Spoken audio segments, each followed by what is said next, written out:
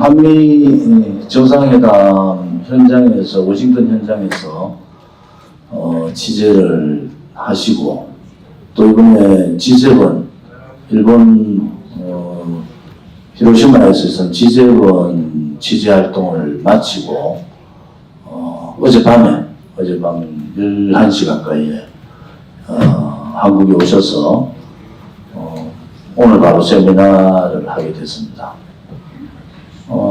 우리가 이제 허평한 대표님께서 중요한 말씀을 하셨는데,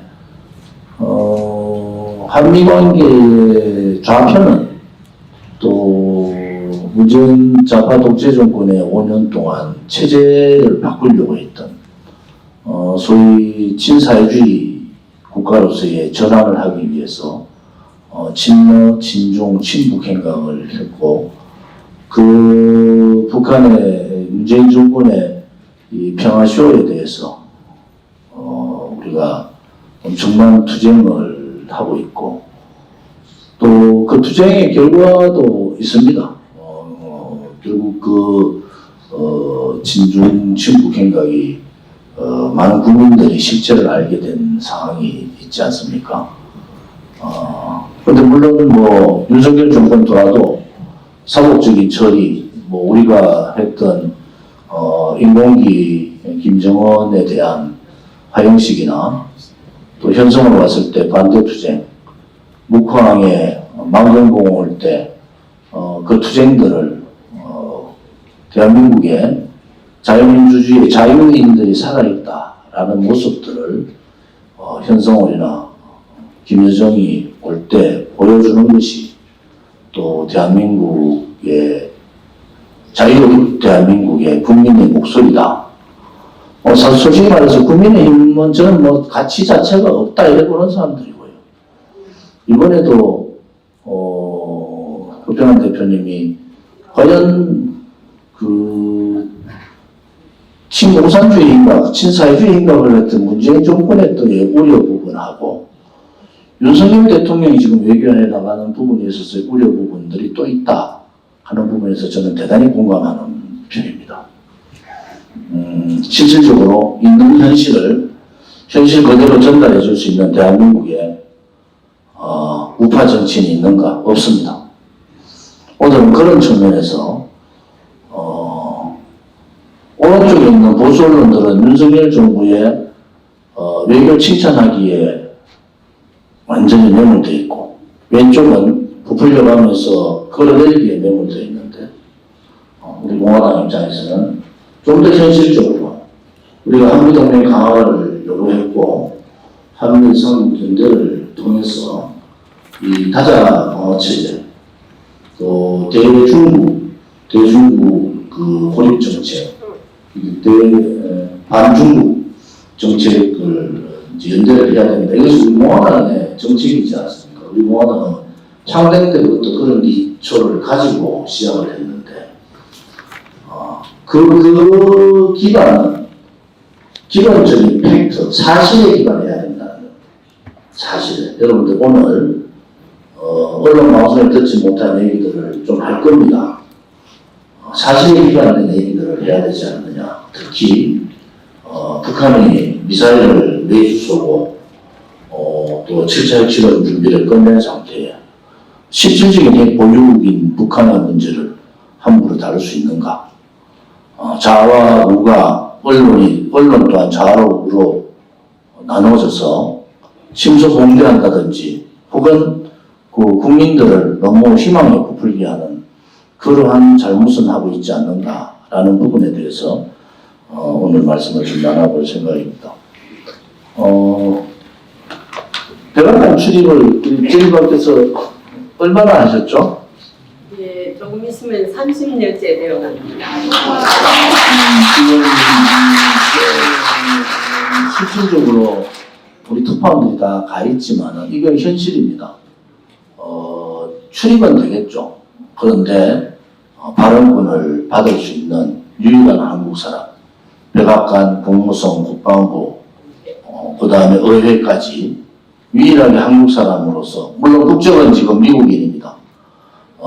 그렇지만 유일하게 북핵 문제에 대해서 또 한반도 문제에 대해서 역대 30년 동안 대통령이 몇 번 지나갔겠습니까? 그 많은 대통령실에서 요즘은 수석 기자라는 타이틀을 달고 계시죠. 그래서 뭐 한국에도 여러 정당들이 있고 힘센 정당들이 많고 또 지금 용산 대통령실에서도 뭐 전임 수석 기자에 대해서 많이 압니다. 뭐 김태호 안보실장도 왜 우리 공화당 조원진이라는 사람하고 그렇게 가깝게 그렇게 대담을 하냐 할 정도로 뭐 요 차관에 걸을 정도의 분이신데 이렇게 우리 공화당의 뜻을 같이 하시고 또 제가 말씀드린 거는 기자로서의 역할을 다 하시는 거 아닌가 그런 생각을 가집니다. 우선 우리 오늘 오신 분들한테 한번 인사 말씀 한번 해주시죠. 네, 반갑습니다.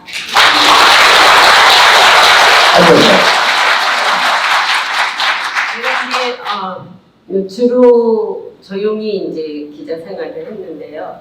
한국 기자, 미국 기자 통틀어서 백악관의 전속으로 거의 30년 동안 있는 저 혼자입니다. 그래서 이제 앞으로 책도 좀 낼 것이고 그동안에 이제 미국의 대통령이 한국과 정상회담을 할 때 제가 거의 왔습니다. 그래서 이제 전에 트럼프 대통령 때도 와서 우리 조원진 대통령 만났고요. 작년에 또 바이든 대통령도 정상회담 때 와서 우리 또 조원진 대통령과 또 인터뷰했습니다. 그래서 이제 지금까지 제가 왜 하필이면 우리 공화당이냐, 소리 좀 가까이 있어요. 우리 공화당이냐 많이 묻죠. So what? 영어로 말하면 so what? 그래서 어떻다는 거냐? 하나면 어떻고 둘이면 어떠느냐? 질적인 게 중요하지 않느냐고 제가 말하거든요. 지금도 많은 유혹을 하고 있는데 제가 생각이 같으면은요 하나든 둘이든 상관없습니다. 우리 공화당과 저희 생각은 너무나 똑같은 생각입니다.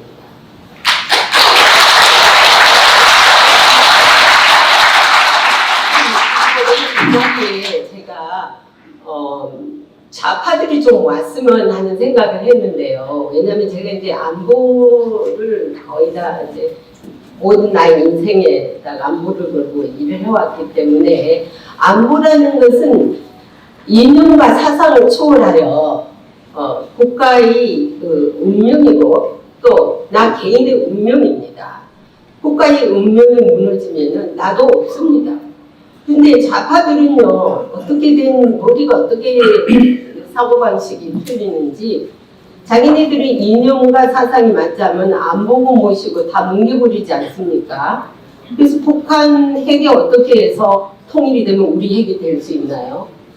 그런 딜레마가 가지고 있는 게 그 좌파들의 생각입니다. 그래서 제가 우리 공화당을 전적으로 이렇게 지지하고 믿는 것이 뭐냐면은 하나라도 나하고 틀린 점이 없어요. 제가 생각하고 있는 거.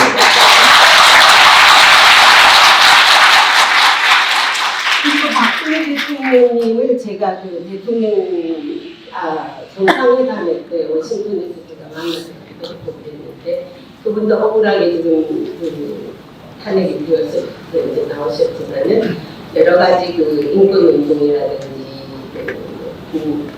박근혜 대통령의 탄핵이 잘못됐다는 것도 워싱턴에서 제가 많은 보이스를 높였습니다. 그래서 이제 한 사람을 살 일이 맞는데 거기 끝까지 신경 쓰니까요. 진짜 몸이 둘이라도 모자라더라고요. 그래서 여러분들 진짜 여기서 한국을 위해서 박근혜 대통령을 위해서 노력하신 데 제가 감사드립니다.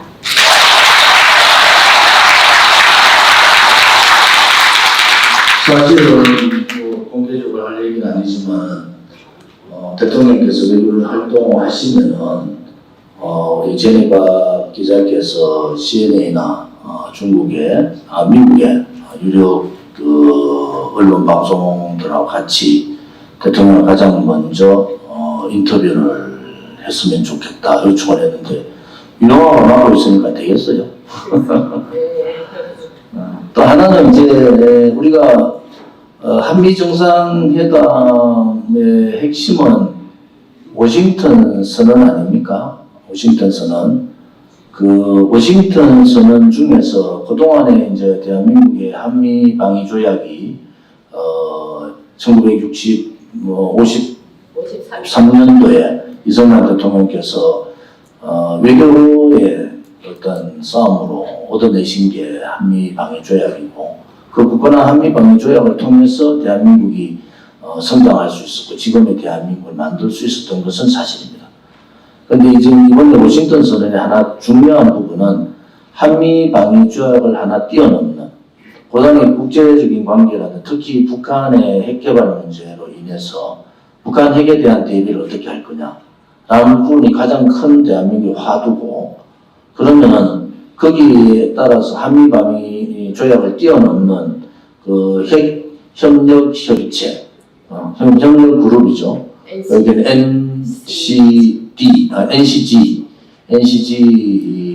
협의체를 만든다라고 얘기했는데, 이 NCG에 대한 부분들을 간단하게 좀 설명을 해주실랍니까? 그 NCG는요 원래 뉴클리어 컨설티브 그룹이라고 그래가지고 워싱턴 선언 안에서 이번에 새로 이 한국하고 미국 간에 맺은 새로운, 그러니까 상당히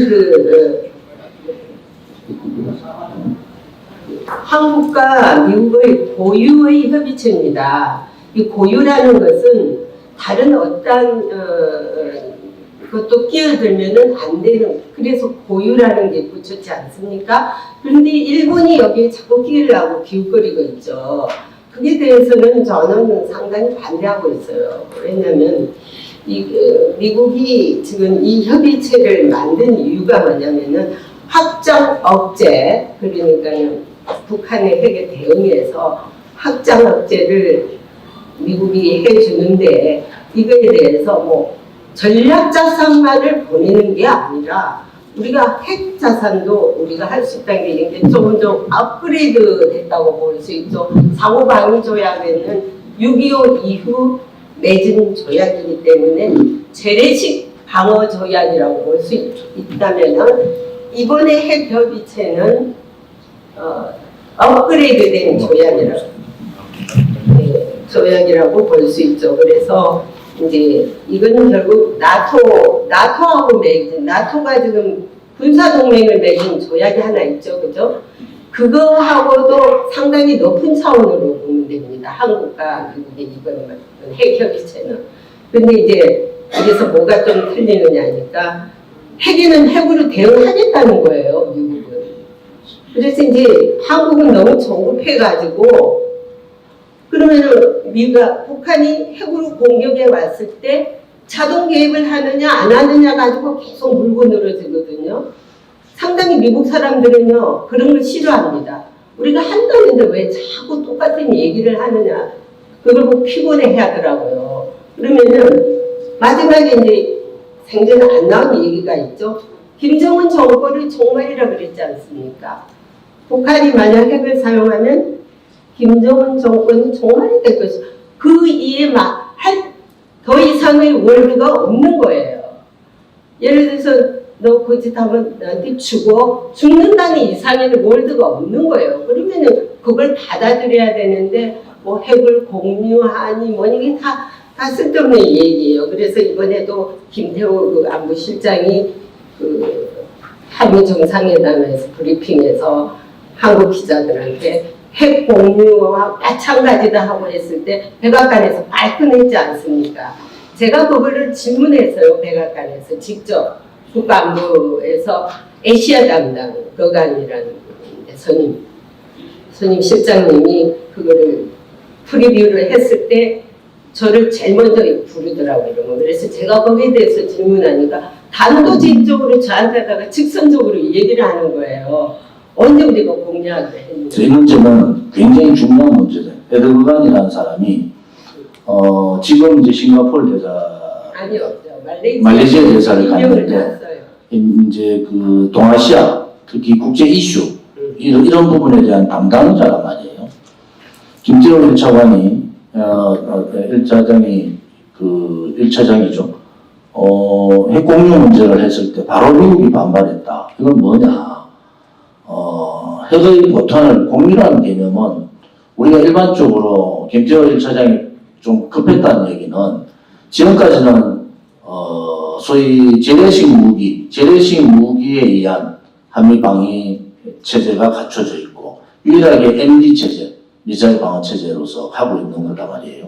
이제 사드를 이제 배치했고, 그러면 이제 미국의 명분은 주한미군을 보호하기 위한 그런 명분을 갖고 있는데, 이제 이번에 새로 만들어진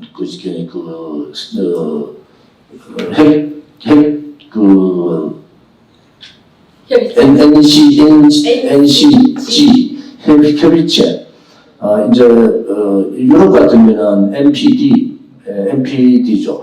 그래서 유럽은 뭐 쉽게 말하면은 보탄을 미국이 갖고 있는데 핵을 던지는 수단, 공격하는 수단은 유럽이 갖고 있는 무기로서 공격할 수 있다.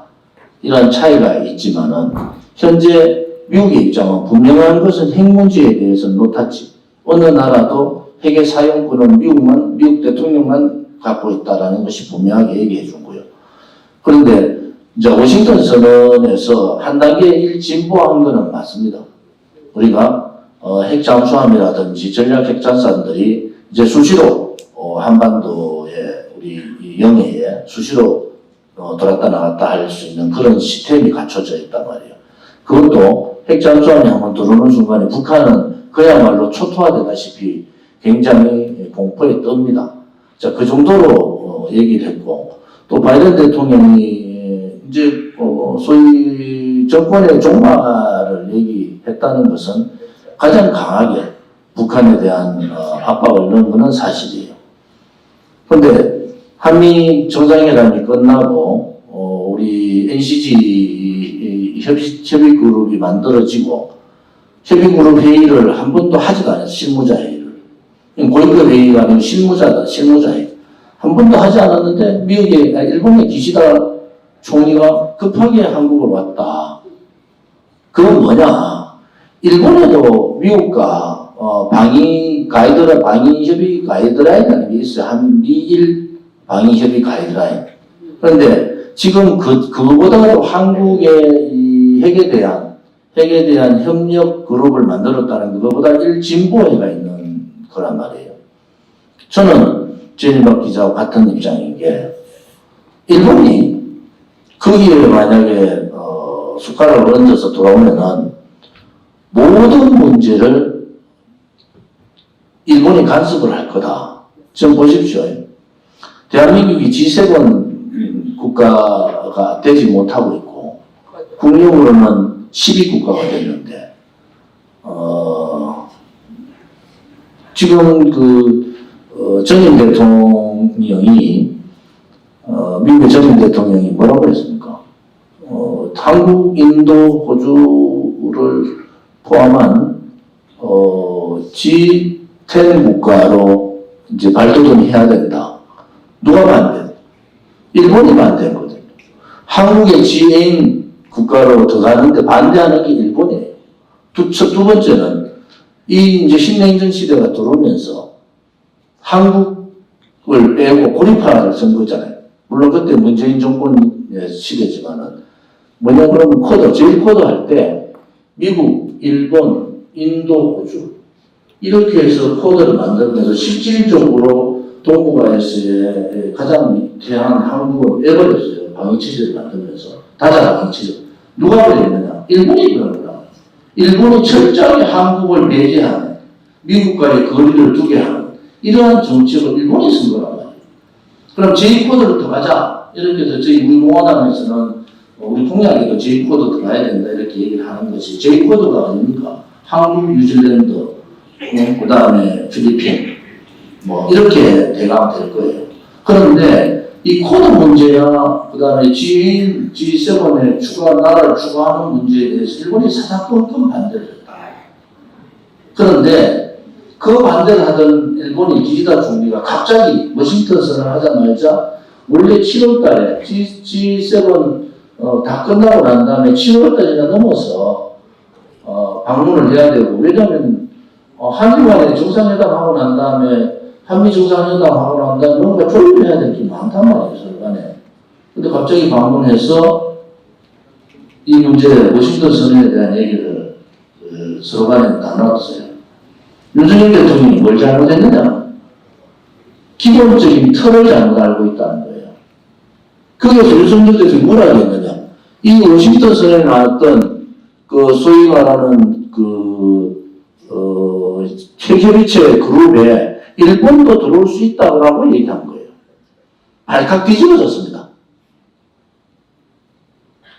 왜 그렇게 하느냐는 거예요. 도대체 외교부 장관이나 안보실들은 뭘 하냐는 거예요. 그것은 무엇을 의미하느냐? 한국과 일본하고 일본이 반대 때문에 한미 방위 조약을 제외해놓고는 한국과 미국 간에 군사 협의를 할 수 있는 단계가 거의 없어요. 동맹이 안 되죠. 동맹은 동맹인데 일본이 방해를 하는 바람에 못했단 말이에요. 군사적인 방법. 그런데 갑자기 일본이 이 지금 핵협의체 그룹에 자기들이 숟가락 얹으러 들어왔는데 윤석열 대통령이 물론 그 다음에 바로 취소했어요. 취소했는데 그럴 정도로 우리나라 외교가 문제가 심각하다. 그럼 뭘 의미하느냐? 한반도의 핵의 문제는 북한과 한국과 일본의 문제, 한국의 미국과의 문제지 일본의 문제를 개입시키는 순간 이게 대단히 복잡하게 돌아간다고요. 이 문제가 동북 간의 문제가 굉장히 복잡한 상황으로 가는데 이게 너무 단순하게 생각해버렸다. 그게 첫 번째고요. 두 번째, 그래서 제니박 기자나 저나 똑같은 개념을 갖고 있는 게 좀 더 이 핵협의체 그룹이 실무자 그룹을 통해서 혹은 정보라인을 통해서 여러 가지 이 단계적인 단계를 그래도 어느 정도 성숙되면은 그때 일본하고 지소미아가 이제 복귀하잖아요. 그러면 미리 간에 있는 방위 체제 가이드라인하고 한국이 지금 가지고 있는 핵협의 그룹 문제하고를 잘 조율을 해서 서로 간에 협의할 수 있고 논의할 수 있는 건 되지만은 협의 그룹에 일본이 바로 숟가락 얹는 것은 대단히 한국으로 봐서는 위험한 얘기다. 이렇게 볼 수가 있는 거고요. 워싱턴 선언은 뭐 좌파에서 이런저런 얘기를 하지만은 굉장히 좌표를 잘 찍고 갔다. 그리고 신냉전 시대가 우리에 의해서 만들어진 게 아니잖아요. 러시아의 우크라이나 침공에 의해서 신냉전 시대가 만들어졌고 신냉전 시대가 만들어지면서 발빠르게 윤석열 정부가 이 소위 자유우방국가, 미일, 그 다음에 우방 자유 G7, 또 한국, 이렇게 빨리 발빠르게 움직이는 것은 대단히 잘하는 입장 아니냐, 그렇지 않습니까? 그래서 이번에도, G7에서도 이런 북한 핵 문제에 대해서 얘기가 나왔지 않습니까? 네, 맞습니다. 제가 오늘 이 자리에 와서 말씀드리는 것은 제가 기자 생활을 하면서 현장에서 느끼고 보고 하는 실질적인 것이지 뭐 가상으로 한 말이 하나도 없고요. 만약에 제 의견이 틀리더라도 여러분들의 생각과 조금 차이가 있다는 것이지 틀리다는 것은 자꾸 얘기하는 예, 소리가 안 들려요? 오케이. 소리가 안 들리죠? 잘 들리십니까? 네. 네. 그래서 좀 전에 우리 그 협의체 마지막으로 제가 마무리할게요. 그 협의체에 대해서 여러 가지 이제 그 현장에서 백악관에 직접 담당하는 사람하고 저하고 G7 현장에서 또 만났습니다. 그래서 거기서 저하고 한 30분 동안 이 문제를 놓고 결론을 지었는데 이분이 거의 가려고 하는 말이 이래요. 한국하고는 다른 것은 다 쉐어할 수 있지만은 핵만은 쉐어할 수 없는 게 핵만은 공유할 수 없다라고 단정을 짓더라고요. 그래서 이제 핵은 미국만이 컨트롤할 수 있는 것이지, 그러니까 그 이야기는 빼자 그런 소리죠. 그리고 이제 한미 동맹 앞으로 그 협의체는 하나하나 이제 실무자들이 회의에 해 가면서 지켜나갈 것이고. 그리고 일본이 가입을 하고 오기를 원하는데 어떻게 생각하느냐고 제가 물었거든요. 일본하고는 이미 1997년에 DCGP라는 거, Defense Cooperation Guideline Frame이라는 것이 있기 때문에 일본과도 있고 또 한국과의 고의적인 협의체가 있지 않느냐라고 딱 결론적으로 말하고 그 이상의 말을 안 하더라고요. 그런데 일본은 자꾸 지금까지 뭐 어떻게 추진할지는 모르겠지만 일본 기시다가 바빠서 그때 막 빨리 오려고 할 때 한참 한미 그 정상회담의 그 국빈 방문에 대해서 사람들의 그 인식이 아주 극도에 있을 때예요. 근데 기시다가 그 어떤 그 흐름을 굉장히 빨리 차단해 버린 거예요. 그래서 제가 올 때까지도 한국 국기가 아직도 워싱턴에 꽂혀 있습니다. 성조기하고 같이요. 국빈 방문이 끝났는데도 계속 있어요. 그래서 이 국빈 방문의 느낌이 참 좋았구나. 아직도 꽂혀 있고 그거 빨리 떼지도 않고 있더라고요. 백악관 앞에 그 옆쪽 줄에 쫙 있어요. 아직도. 그래서 참 기쁘고요. 조금 전에 말씀하신 그 우리 조은진 대표님께서 말고 이번 G7 정상회담은 원래 대북관계 공조, 그 다음에 뭐 여러 가지 경제 안보라든지 뭐 AI라든지 여러 가지 이슈는 있지만은 한국의 가장 적절한 이슈가 대북 문제 아닙니까? 근데 19일 첫날에 이 G7 정상들이 무슨 것을 의논을 했느냐면은 핵무기 없는 세상을 만들기 위해 핵 군축으로 가자. 그러니까 핵 군축에 집중 한번 해보자라고 선언을 했어요. 그래서 이거 큰일 났구나. 저는 핵 보유국은 참 좋은데 이것이 이제 그래서 제가 질문을 했죠. 국가안보실장이 이제 브리핑을 하더라고요. 근데 마치 저를 시켜줘가지고 제가 여러 사람이 있는데 이 질문을 했습니다. 답은 어떻게 나와? 제가 어떻게 물었냐면은 이게 핵 군축 회담이 앞으로 지금 핵 보유국만 해당이 되느냐? 앞으로 이것이 핵을 가지고 있는 북한한테도 해당이 되느냐? 왜냐면은 북한은 사실상의 핵 보유국이라고 인정은 안 했지만은 핵을 보유하는 국가가 맞습니다. 핵을 가지고 있는 나라 아닙니까? 그래서 이게 군축회담으로 가게 된다면은 테이블에 오기 위해서 북한을 핵 보유국으로 인정을 해야 되거든요. 국제사회가. 이게 상당한 큰 딜레마에 빠질 거예요. 이렇게 되면 한국에는 더욱더 위협적인 문제가 될 것이고. 그래서 이제 그 국가안보보좌관은 앞으로 시기적으로라든지 타이밍을 정하지 않았기 때문에 그 접근성에 있어서는 천천히 이제 논의를 해 나간다는데 약간 이제 북한 문제를 약간 회피하더라고요. 지금 말할 단계가 아니죠. 그렇죠. 이제 우리는 우려할 단계가 되는 거죠.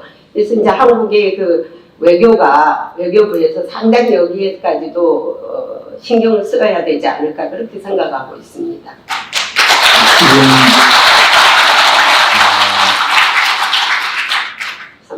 굉장히 중요한 문제인데요. 사실은. 그리고 3자 회담은요. 한미일 지금 워싱턴에 바이든이 이제 한국에서는 사실은 한미일 삼국 정상회담을 했다. 뭐 회담도 아니고 약식 회의 정도다. 저는 그래 보는 거고요. 실질적으로 뭐 한 20분 뭐 길게 잡아서 준비하는 것까지 한 30분 했다 하더라도 중요한 얘기를 나눌 수 있는 상황이 안 되기 때문에 바이든 대통령이 워싱턴으로 와라. 우리 윤석열 대통령 지지다 총리를 그렇게 초청 형식을 취해서 그게 아마 9월달 정도 될 것 같아요. 예, 워싱턴에서 다시 보자라고 했거든요. 그런데 원래 이게 이제 제가 가지고 있는 프로그램을 보면 스케줄을 보면은 1시 30분에 열리기로 되어 있어요. 이게 이제 비공개인데 이미 끝났으니까 하는 말인데. 근데 1시 30분도 안 돼서 미리 열리면서 이게 이제 상당히 단축이 돼서 왜냐면은 이유가 있습니다. 우크라이나의 젤린스키 대통령이 갑자기 G7에 나타나지 않았습니까?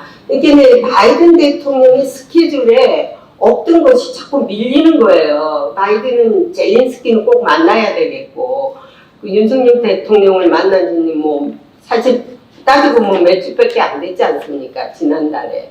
그 다음에 기시다도 뭐 몇 개월 전에 만났고 이러니까 거기에 밀려가지고 우크라이나의 젤린스키를 만나야 되니까 그건 우리는 알지 않느냐 삼국 공조 그러니까 새로운 수준으로 올라가자는 발전시키자는 거 외에는 없어요.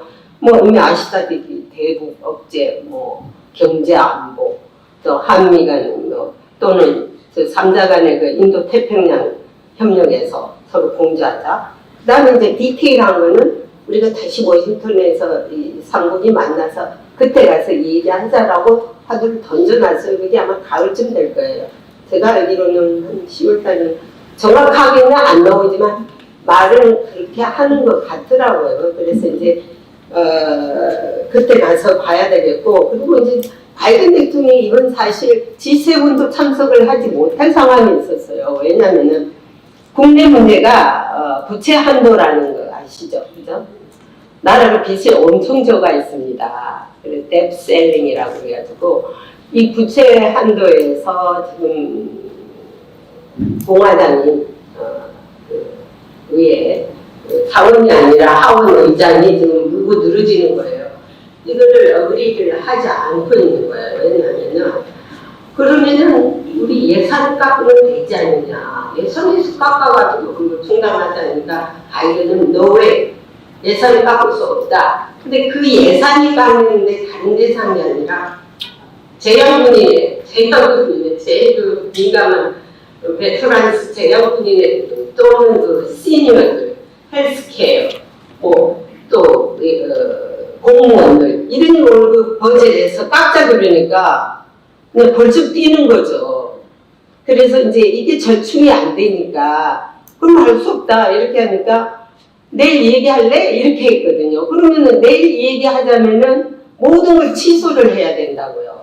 그러니까 그거는 안 되고 이제 발표를 어떻게 하느냐, 우리도 가느냐 안 가느냐 막 지금 고민하고 있는데 이제 이메일에 아시아 G7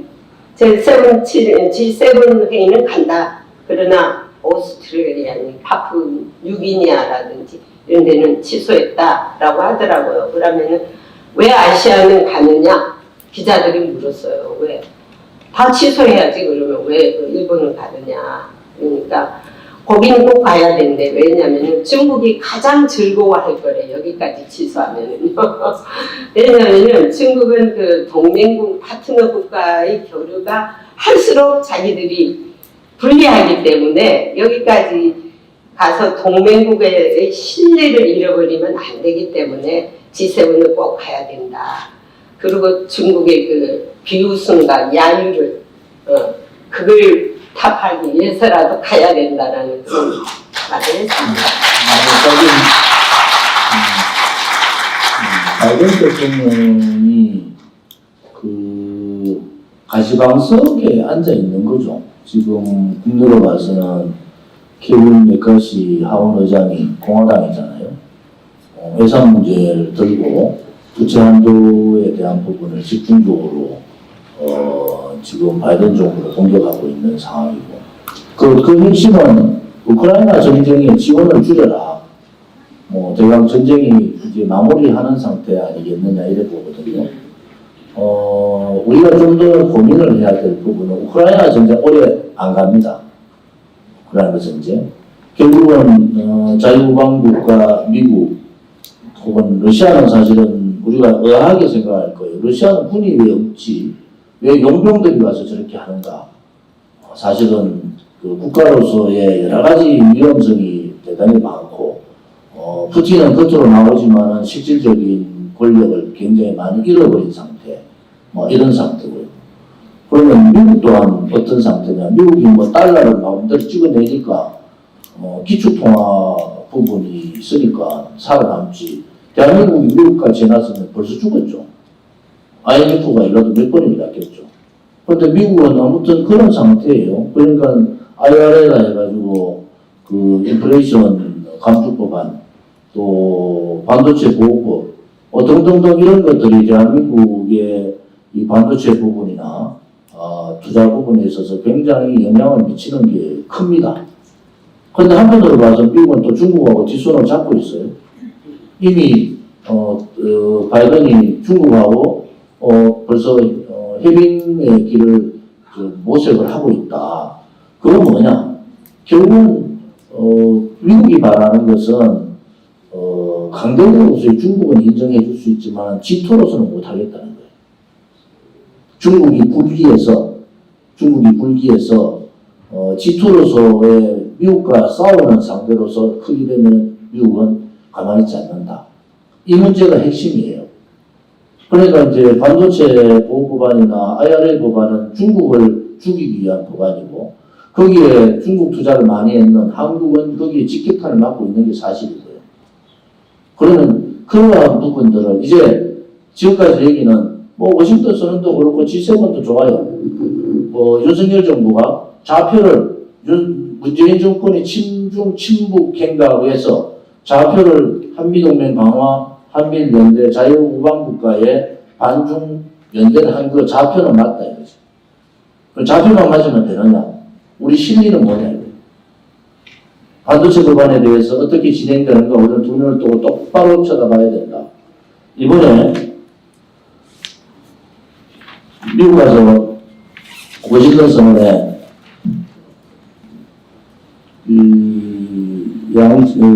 북해 원전 문제에 대해서 얘기한 대목이 나오잖아요. 원전 문제에 대해서. 양 정상은 각국의 수출 통제 기준과 지식재산권을 상호 존중하는. 대한민국의 원전 수출을 근본적으로 태클을 걸어버렸다. 이게 윤석열 대통령이 하고 온 일이란 말이에요. 웨스팅하우스의 직접 재산권을 인정을 한다. 그럼 웨스팅하우스는 뭐냐? 미국 기업으로서 폴란드 원전은 절대 안 된다고, 한국 절대 못 들어온다고 주장하고 있는 나라가, 그게 웨스팅하우스예요. 그러면은 한국의 원전이, 우리가 그동안 제가 원전이, 블루칩 산업이고, 대한민국의, UAE 우리가 25조, 관리까지 25조, 이 원전 산업이 대한민국의 가장 장점이 큰데, 웨스팅하우스의 기술 권을 그런 걸 주지 않고는 이제 독자적으로 나가기가 굉장히 힘들다. 이런 부분들이 실질적인 실리적으로 우리가 제대로 하고 있는가? 라는 부분에 대해서 저는 아니라고 보는 거예요. 아니라고 보는 사람. 그러면은 가치동맹을 자꾸 얘기하지만은 우리 공화당이 얘기했던 가치동맹에서 경제동맹을 뛰어넘으라고 윤석열 대통령이 방미할 때, 정상회담 할 때, 우리 공화당 발표 선언문을 보면 그래 나옵니다. 이번에 방미를 통해서 문재인 좌파 독재 정권이 친북 행각을 벗어나서 가치동맹으로서, 한미동맹의 가치동맹으로 가는 뿐만 아니라 경제동맹으로서 역할을 해야 된다고 분명히 우리는 보도자료를 통해서 발표를 했어요. 미국은 잡았어요. 칠리는 어떻게 할 거예요? 이제는 각자가 자국 이익주의로, 중국도 미국도 다 자국 이익주의에 이번 신경전을 통해서 공급망 문제가 생기고 세계에 블락이 딱 쳐졌잖아요. 그러니까 결국은 내 거는 우리나라 먹고 사는 정책을 따라갈 수밖에 없는데 외교 안보적으로는 윤석열 정부가 제대로 제 방향을 잘 잡았는데 실질적으로 미국에 우리가 투자했던 한 300조 가까이 대기업들 다 투자했잖아요. 그리고 우리가 얻어온 게 뭐냐? 원전 문제까지도 민간에서 또 웨스팅하우스와 우리 한국 정부 간의 한수원 간의 협상이 공식 테이블에 올라와서 이런 상황으로 정리를 해버리면은 민간에서 협상할 수 있는 공간이 없어져 버렸잖아요. 두 번째는 반도체 보호법 때문에 한국의 반도체 문제가 급락하고 있는 상황. 그런데 배터리 쓰지 말라고 중국 배터리 하면 안 된다고 하고 미국은 벌써 중국하고 손잡고 배터리 공장 건설하고 있어요. 이런 부분을 우리가 제대로 캐치해야 된다는 거죠. 그냥 조중동 같이 좌파 언론들 같이 좌파는 이를 키워가지고 윤석열 정부 하는 건 다 나쁘다 그러고 조중동 같이 이 경제 동맹으로서의 올라가는 게 아니라 미국 이기주의에 우리가 넘어간 거 아니냐 하는 부분에 대해서 우려가 굉장히 많습니다. 사실은 제가 우려를 많이 하는 부분 중에 하나가 그런 부분이고 아까 오해할 수 있는 부분이 있는데 핵군축 문제 이 문제는 핵을 만약 북한이 핵을 군축 대입을 올리면 북한은 전 세계가 핵보유국으로 인정하는 겁니다. 대한민국은 북한을 핵보유국으로 인정할 수가 없어요. 핵보유국으로 인정한다는 것은 핵을 머리에 쥐고 살 수밖에 없는 상황이 되어버립니다. 그런데 우리가 예의주시해야 될 부분은 뭔가? 이번 G7 회의에서 핵군축 얘기가 나왔어요. 핵군축 얘기가. 자, 여기에 핵군축 얘기가 북한이 포함되느냐 안 되느냐의 문제는 대단히 중요한 문제인데 미국은 아직까지 그런 얘기를 명확하게 하지 않지만은 한편으로 보면은 핵을 줄이든 CVID죠, 그죠? CVID식으로 G7에서 그걸 발표하잖아요. 북한 핵은 CVID 그대로 유지해 나가겠다. 그런데 이게 만약에 북한 핵 문제까지 군축으로 들어온다는 것은 북한 핵을 인정하겠다는 거 아닙니까? 그때 우리는 어떻게 할 거냐? 이제 북한을 핵을 인정하는 순간부터 군축으로 들어가고 핵 군축으로 들어가고 그러면 대한민국 국민들은 어떤 입장을 쓸 거냐라는 고민들도 우리는 해야 된다. 그러면은 우리도 같이 전술핵을 가져오든 핵 보유를 할 거냐? 또 그것은 미국이 노하고 있어요. 그러면 테이블에 북한 핵은 인정하고 이런 식으로 좌표는 설정해 놨는데 핵 문제까지도 끌려다니는 상황이 되면 그것은 오히려 우리가 저항해야 될 상황이다. 그런 부분들은 대단히 심각하다. 그런데 이게 지금 이제 논의가 G7 회의를 통해서 핵 군축 문제가 북한을 가리키진 않았지만 이런 얘기가 나왔다는 것 자체가 굉장히 또 미국의 고위 관료들의 생각이 북한 핵을 없애서 줄이기 위해서라도 회의 테이블에 올려야 되는 거 아니냐. 그거하고 군축하고는 다르잖아요. 그래서 우리가 미국의 생각을 좀 더 냉철한 입장에서 좀 볼 필요가 있다. 특히 핵 문제는. 그래서 우리가 만약 오른쪽이 윤석열 정부가 보수 정권이라 하니까 그래도 한미동맹을 강화하고 일본하고 그렇게 죽창가 부르던 문재인 정부하고 다르게 일본하고 잘 하고 있지 않냐. 그건 맞죠. 반중 우리가 주장했던 거 그대로 하고 있죠. 단지 핵 문제하고 경제적인 한국의 경제적인 이익 혹은 한국의 주요 산업, 원전 산업이라든지 반도체 산업이라든지 배터리 산업, 자동차 산업에 직격탄을 줄 수 있는 미국의 정책 행위들은 안 된다. 이런 부분들도 국민이 알아야 되잖아요. 근데 우리가 그냥 윤석열 정부가 얘기하는 얘기만 들어도 또 좌파들이 얘기하는 것만 듣는 게 아니고 우리 공화당으로서의 분명한 외교 안보의 입장이 강하게 하지만은 우리 자국의 이익에 대한 부분들도 잘못 가는 방향이 되면은 그때는 우리가 어떻게 해나갈 거냐. 이런 부분에 대해서 굉장히 생각이 좀 직접 대하시니까 생각 굉장히 단순하지 않지 않습니까? 이제 제가 이제 굉장히 오랫동안 이제 백악관에서 돌아가는 것까지 다 알지 않습니까? 들어가면 어디에 무슨 꽃이 꽂혀 있는지. 그러면요, 회의하고 한국하고 이 미국과는 이 컨셉의 차이가 참 많습니다. 그렇지 않습니까? 생각의 차이. 그러니까는 예를 들어서 노 뉴클리어 쉐어라고 할 때 쉐어라는 것은 한국에는 아무 생각 없이 했을 거예요. 공유하겠다는 건데 미국에서는 그게 굉장히 엄청난 차이라는 거예요. 그렇게 볼 때 공유 말하는 예, 핵 문제도 마찬가지입니다. 핵을 가지고 예를 들어서 지금 모든 싱크탱크 전문가들이라든지 정책 기반자는 북한 핵 포기는 이미 물 건너갔다고 봅니다. 그럼 이거 어떻게 해야 되느냐? 그러면 핵을 포기하기 위해서 대화의 테이블에 나오라 하는 것이 지금 몇 년 동안 읊었습니까? Same thing, 오케이? 내가 스테이트 디파트먼트에서 이걸 질문하면 맨날 똑같은 답변이 나오거든요. 그러면은 똑같은 답변이 없으려면 어떤 전환점이 있어야 되는데 이제는 북한이 핵을 완전히 완성 단계에서 핵무기가 지금 60까지 있다고도 봐요. 꼭 7차 핵실험도 또 할 것이고. 그러면 이것을 하기 위해서는 어쩔 수 없이 핵군축 회담으로 가지 않을까 하는 게 제 생각입니다. 우려가 되고요. 그 다음에 그 전문가들은 그럼 이걸 어떻게 해결을 해야 되느냐. 자, 이제 그 답변이 나왔습니다. 요즘 한미가 하고 있는 훈련을 보지 않습니까? 옛날에는 그냥 평화쇼도 한번 해봤고 뭐 김대중 대통령 때는 소프트 랜딩이라는 걸 해봤고 선샤인 팔리시도 해봤고 하여튼 모든 걸 다 해봤는데 이놈의 핵은 포기가 안 되는 거예요. 그래서 아하 이제는 우리도 이제 핵 대 핵 대응을 해야 되겠다. 지금도 한 방 치면 우리도 한 방 쳐야 되고 한 방 치면 우리는 완전히 정권을 말살시켜야 되겠다 하는 게 이제 미국의 지금 입장입니다. 그래서 그게 이제 우리 공화당과 우리 우파들이 가장 시원한 말이죠. 그런 것이 미국이 진작에 있어야 되는데 문재인 정부 5년 동안 그 허생세월의 평화쇼를 우리가 보느라고 얼마나 가슴이 그냥 답답했지 않습니까? 저도 막 굉장히 우라병이 날 정도였는데 그래서 이제 미국이 다시 생각해요. 자, 이제 전쟁을 칠 각오를 하자 이런 걸로 바뀌었습니다.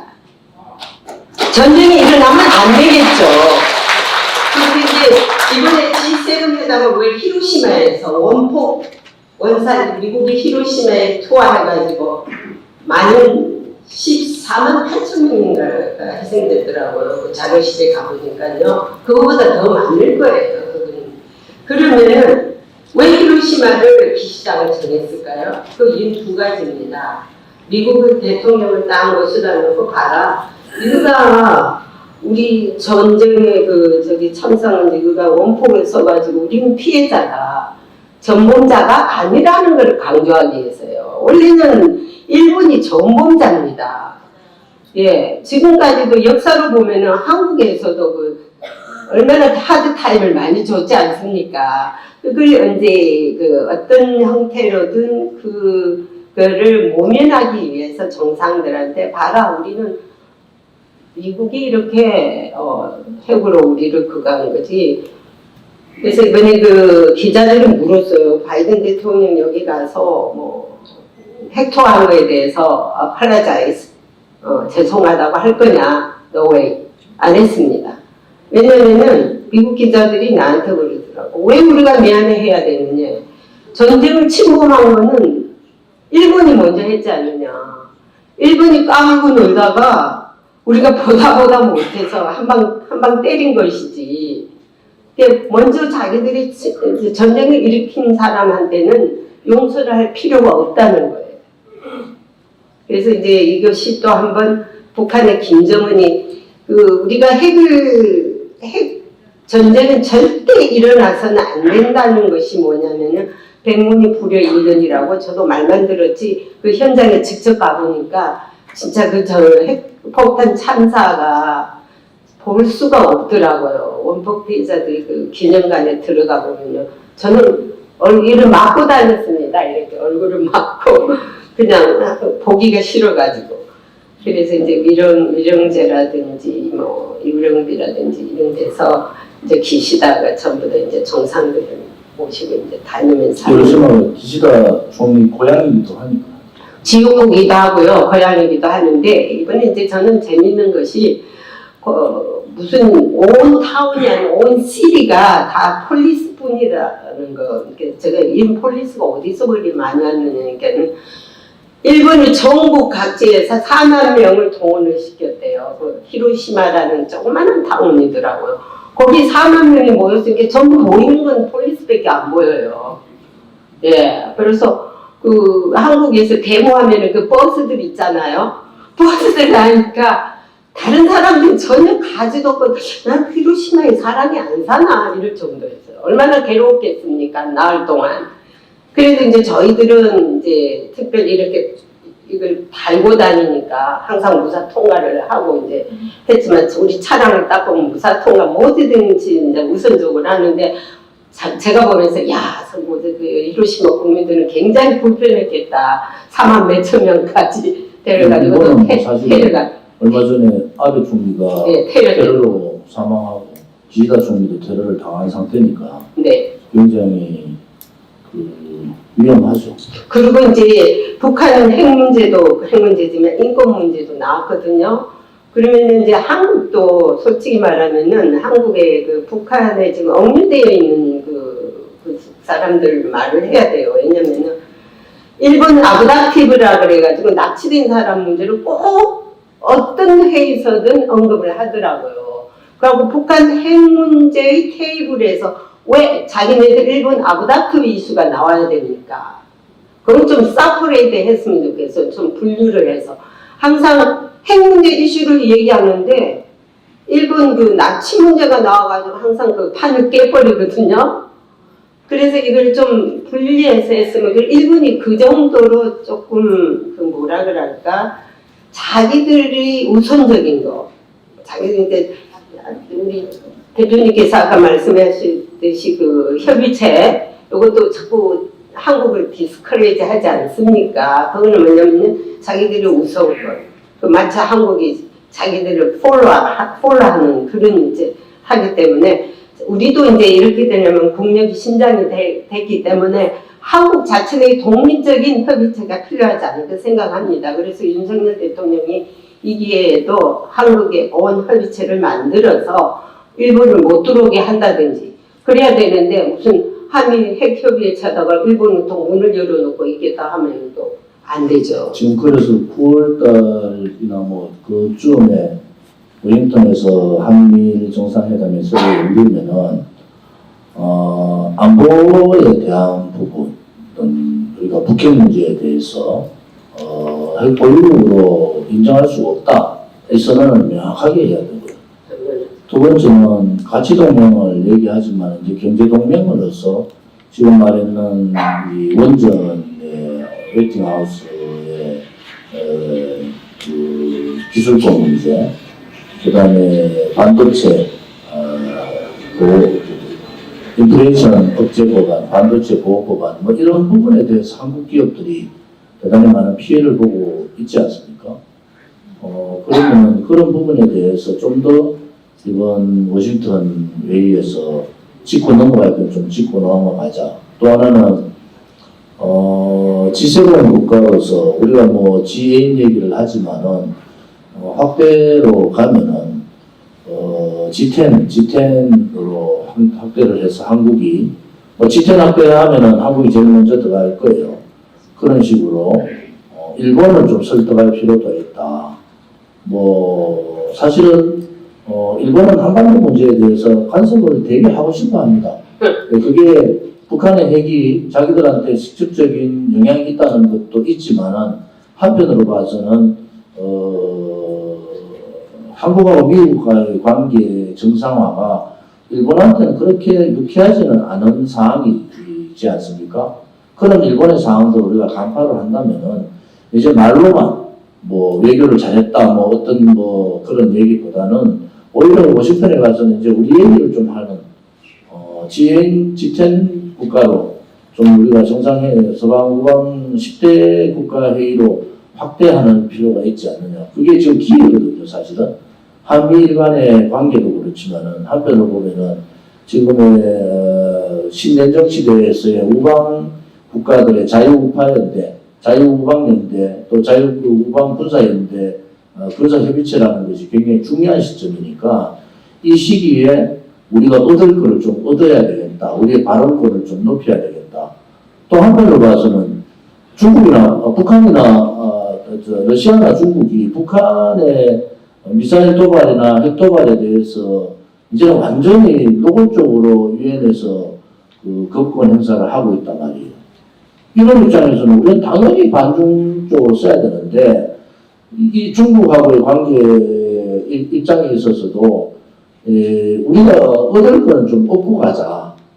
그냥 미국 쪽에 안보 군사동맹 쪽으로만 우리가 자꾸 매몰되다 보면은 우리가 경제적으로 잃을 부분이 많은데, 그런 부분에 있어서는 미국이 우리를 동맹으로 생각하면은 이제 실질적으로 우리가 우리 공화당이 얘기했던 경제동맹, 실질적인 경제동맹, 그냥 우리가 대기업들이 삼성이나 LG나 여러 대기업들, 현대나 그렇고 뭐 하나도 그렇고 대기업들이 엄청난 돈을 미국에다 지금 투자를 하고 있는 입장 아닙니까? 그런 입장으로 봐서 또 중국에 있는 많은 기업들은 지금 밖으로 끌고 나와야 될 상황이다. 이런 상황으로 봐서는 우리 윤석열 대통령이 미국에 대해서도 당당하게 10대 강국이라고 말 표현이 아니라 당당하게 우리의 자국 이익을 대한민국 이익을 위해서 얘기를 해야 된다. 아까 북한의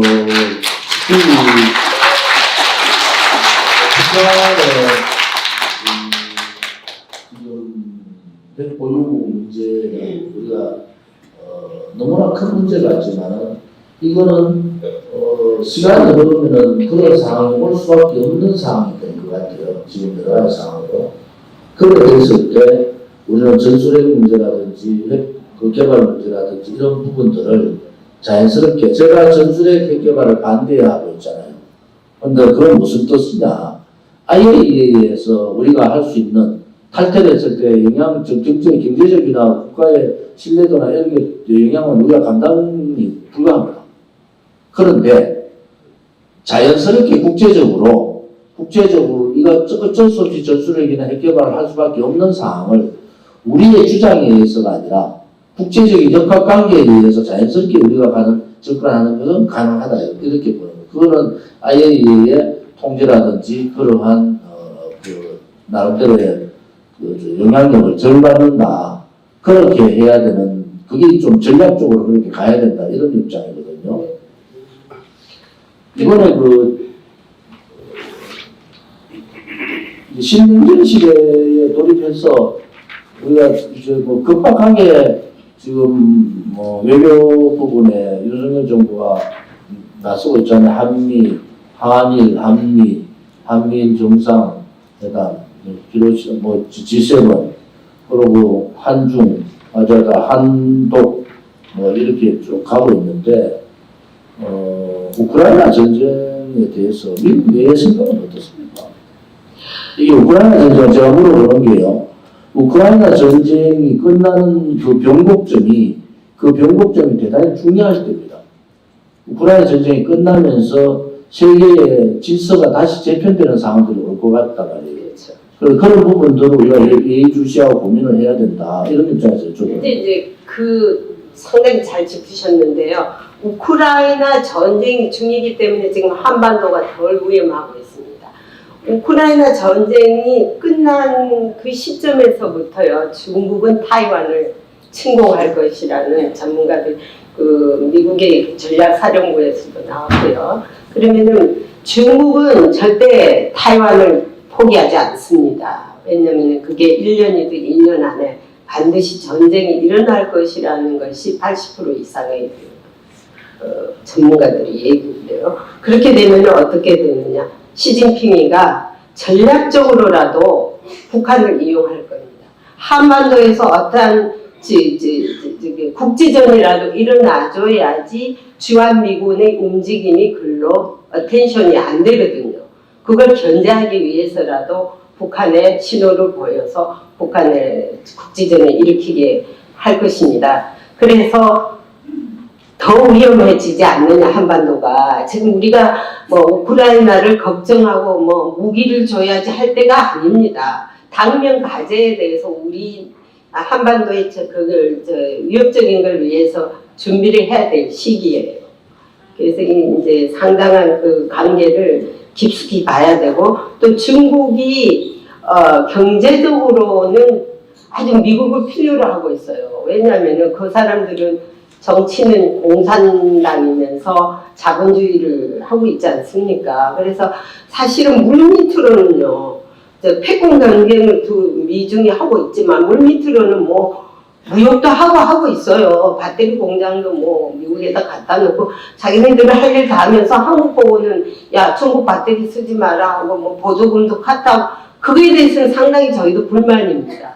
아니 미국이 자기들 다 하면서 왜 한국은 또 못하게 하느냐. IRA법을 적용을 해서 그 반도체라든지 그에 대해서 우리 외교부가 더욱더 신경을 써야 하지 않을까 생각을 해요. 하지만은 문재인 정권 때 보면은요, 양다리를 거쳤죠. 중국은 경제를 위해서, 그 다음에 미국은 안보를 위해서. 근데 바이든 정권이 들어서면서 노웨이 호세, 이게 아니다 이거죠. 중국하고는 끊어라. 경제든 안보든 미국에 붙어라. 그걸 확실히 원하는 거예요, 미국이. 그래서 전략적 모성을 이번에 전략적 명확성으로 바꿔놓은 거예요. 그것을 윤석열 정부가 지금 시도를 하고 있습니다. 자, 그러면 전략적 명확성을 하기 위해서 미국이 완전히 한미 관계 동맹했고 붙었다고 합시다. 미국이 완전히 생각을 하는데, 그러면 앞으로 한국이 짊어져야 할 위협성이 무엇이냐? 지금 와서는 한국은 중국하고 이제 미국하고는 완전히 결별이야. No way. 더 가까워질 수도 있다는 것에 중점을 두어야 됩니다. 그것이 뭐냐면은 경쟁을 하되 분쟁은 하지 않겠다고 했거든요. 전쟁을 하지 않겠다는 겁니다. 미국은 전쟁을 싫어해요. 솔직히 말해서. 지금 우크라이나 사태가요. 미국이 임발부된 전쟁이라서 이미 끝났습니다. 미국이 절대 임발부 안, 무기는 얼마든지 대줄 테니까 너희들이 전쟁해. 그러잖아요. 자, 한국 전쟁도 이제는 그런 단계에 오지 않을까 하는 저희들 우려도 있습니다. 그게 뭐냐면은 전시작전 통제권이라는 것을 빨리 내놔라 그랬지 않습니까? 문재인 때. 그 전시작전 통제권을 딱 준과 동시에 미국에는 책임이 없어요. 그래서 우리가 이것을 위해서라도 상당히 우리가 조심스럽게 접근해야 되는 게, 우리가 뭐 통제권을 가지고 있는 그 뻑이고 뭐 그럴 지금 여유가 아닙니다. 우리는 미국이 지휘권을 있어야지 그 책임을 물을 수가 있어요. 그래서 전시작전 통제권도 박근혜 대통령 때 상당히 이것도 묶어 놓았더라고요. 그죠? 그래서 그거 상당히 잘한 것으로 보고 있습니다. 그래서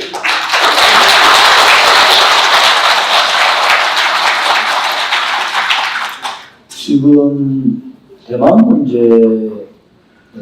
중국이 대만을 어떻게 할 거냐, 또 대만 문제하고 한반도의 남북 문제가 어떻게 전개될 건가, 북한이 핵을 보유하는, 지금 보유를 하고 있죠. 그걸 국제적으로 인정할 때 군축회담을 통해서 갈 때 한국의 위치는 어떻게 가져갈 거냐.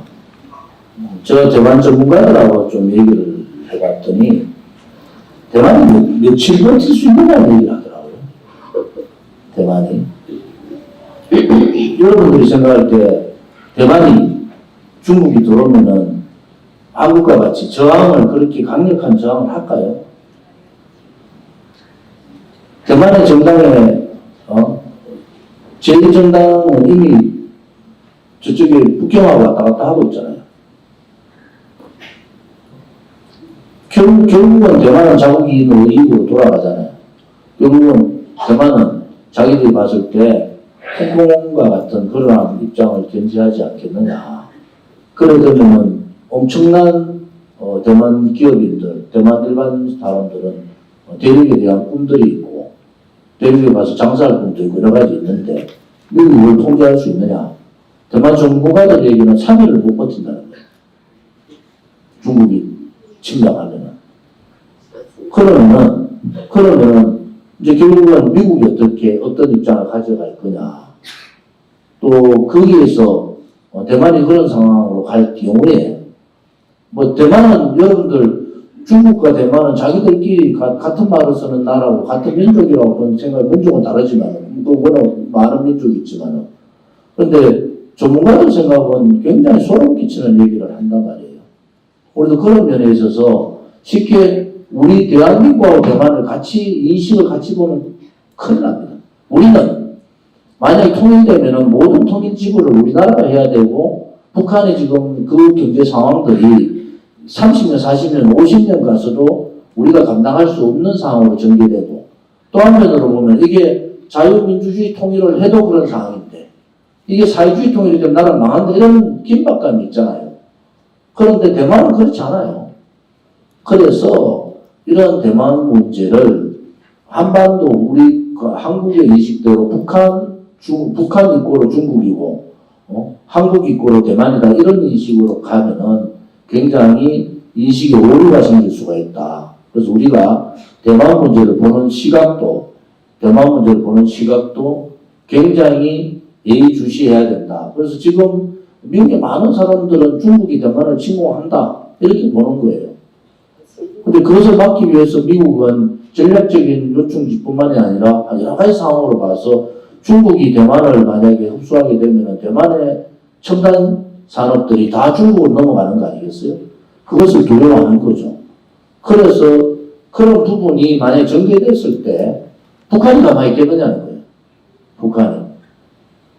그래서 지금 윤석열 정부가 하고 있는 다자 안보 체제, 특히 이번에 워싱턴 선언, 또 우리가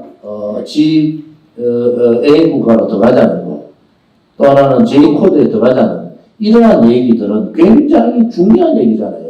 한국의 생존이 달려있는 문제잖아요. GA에 들어가는 순간에 북한의 핵을 인정할 수 없잖아요. 우리가 반대하고 하면은.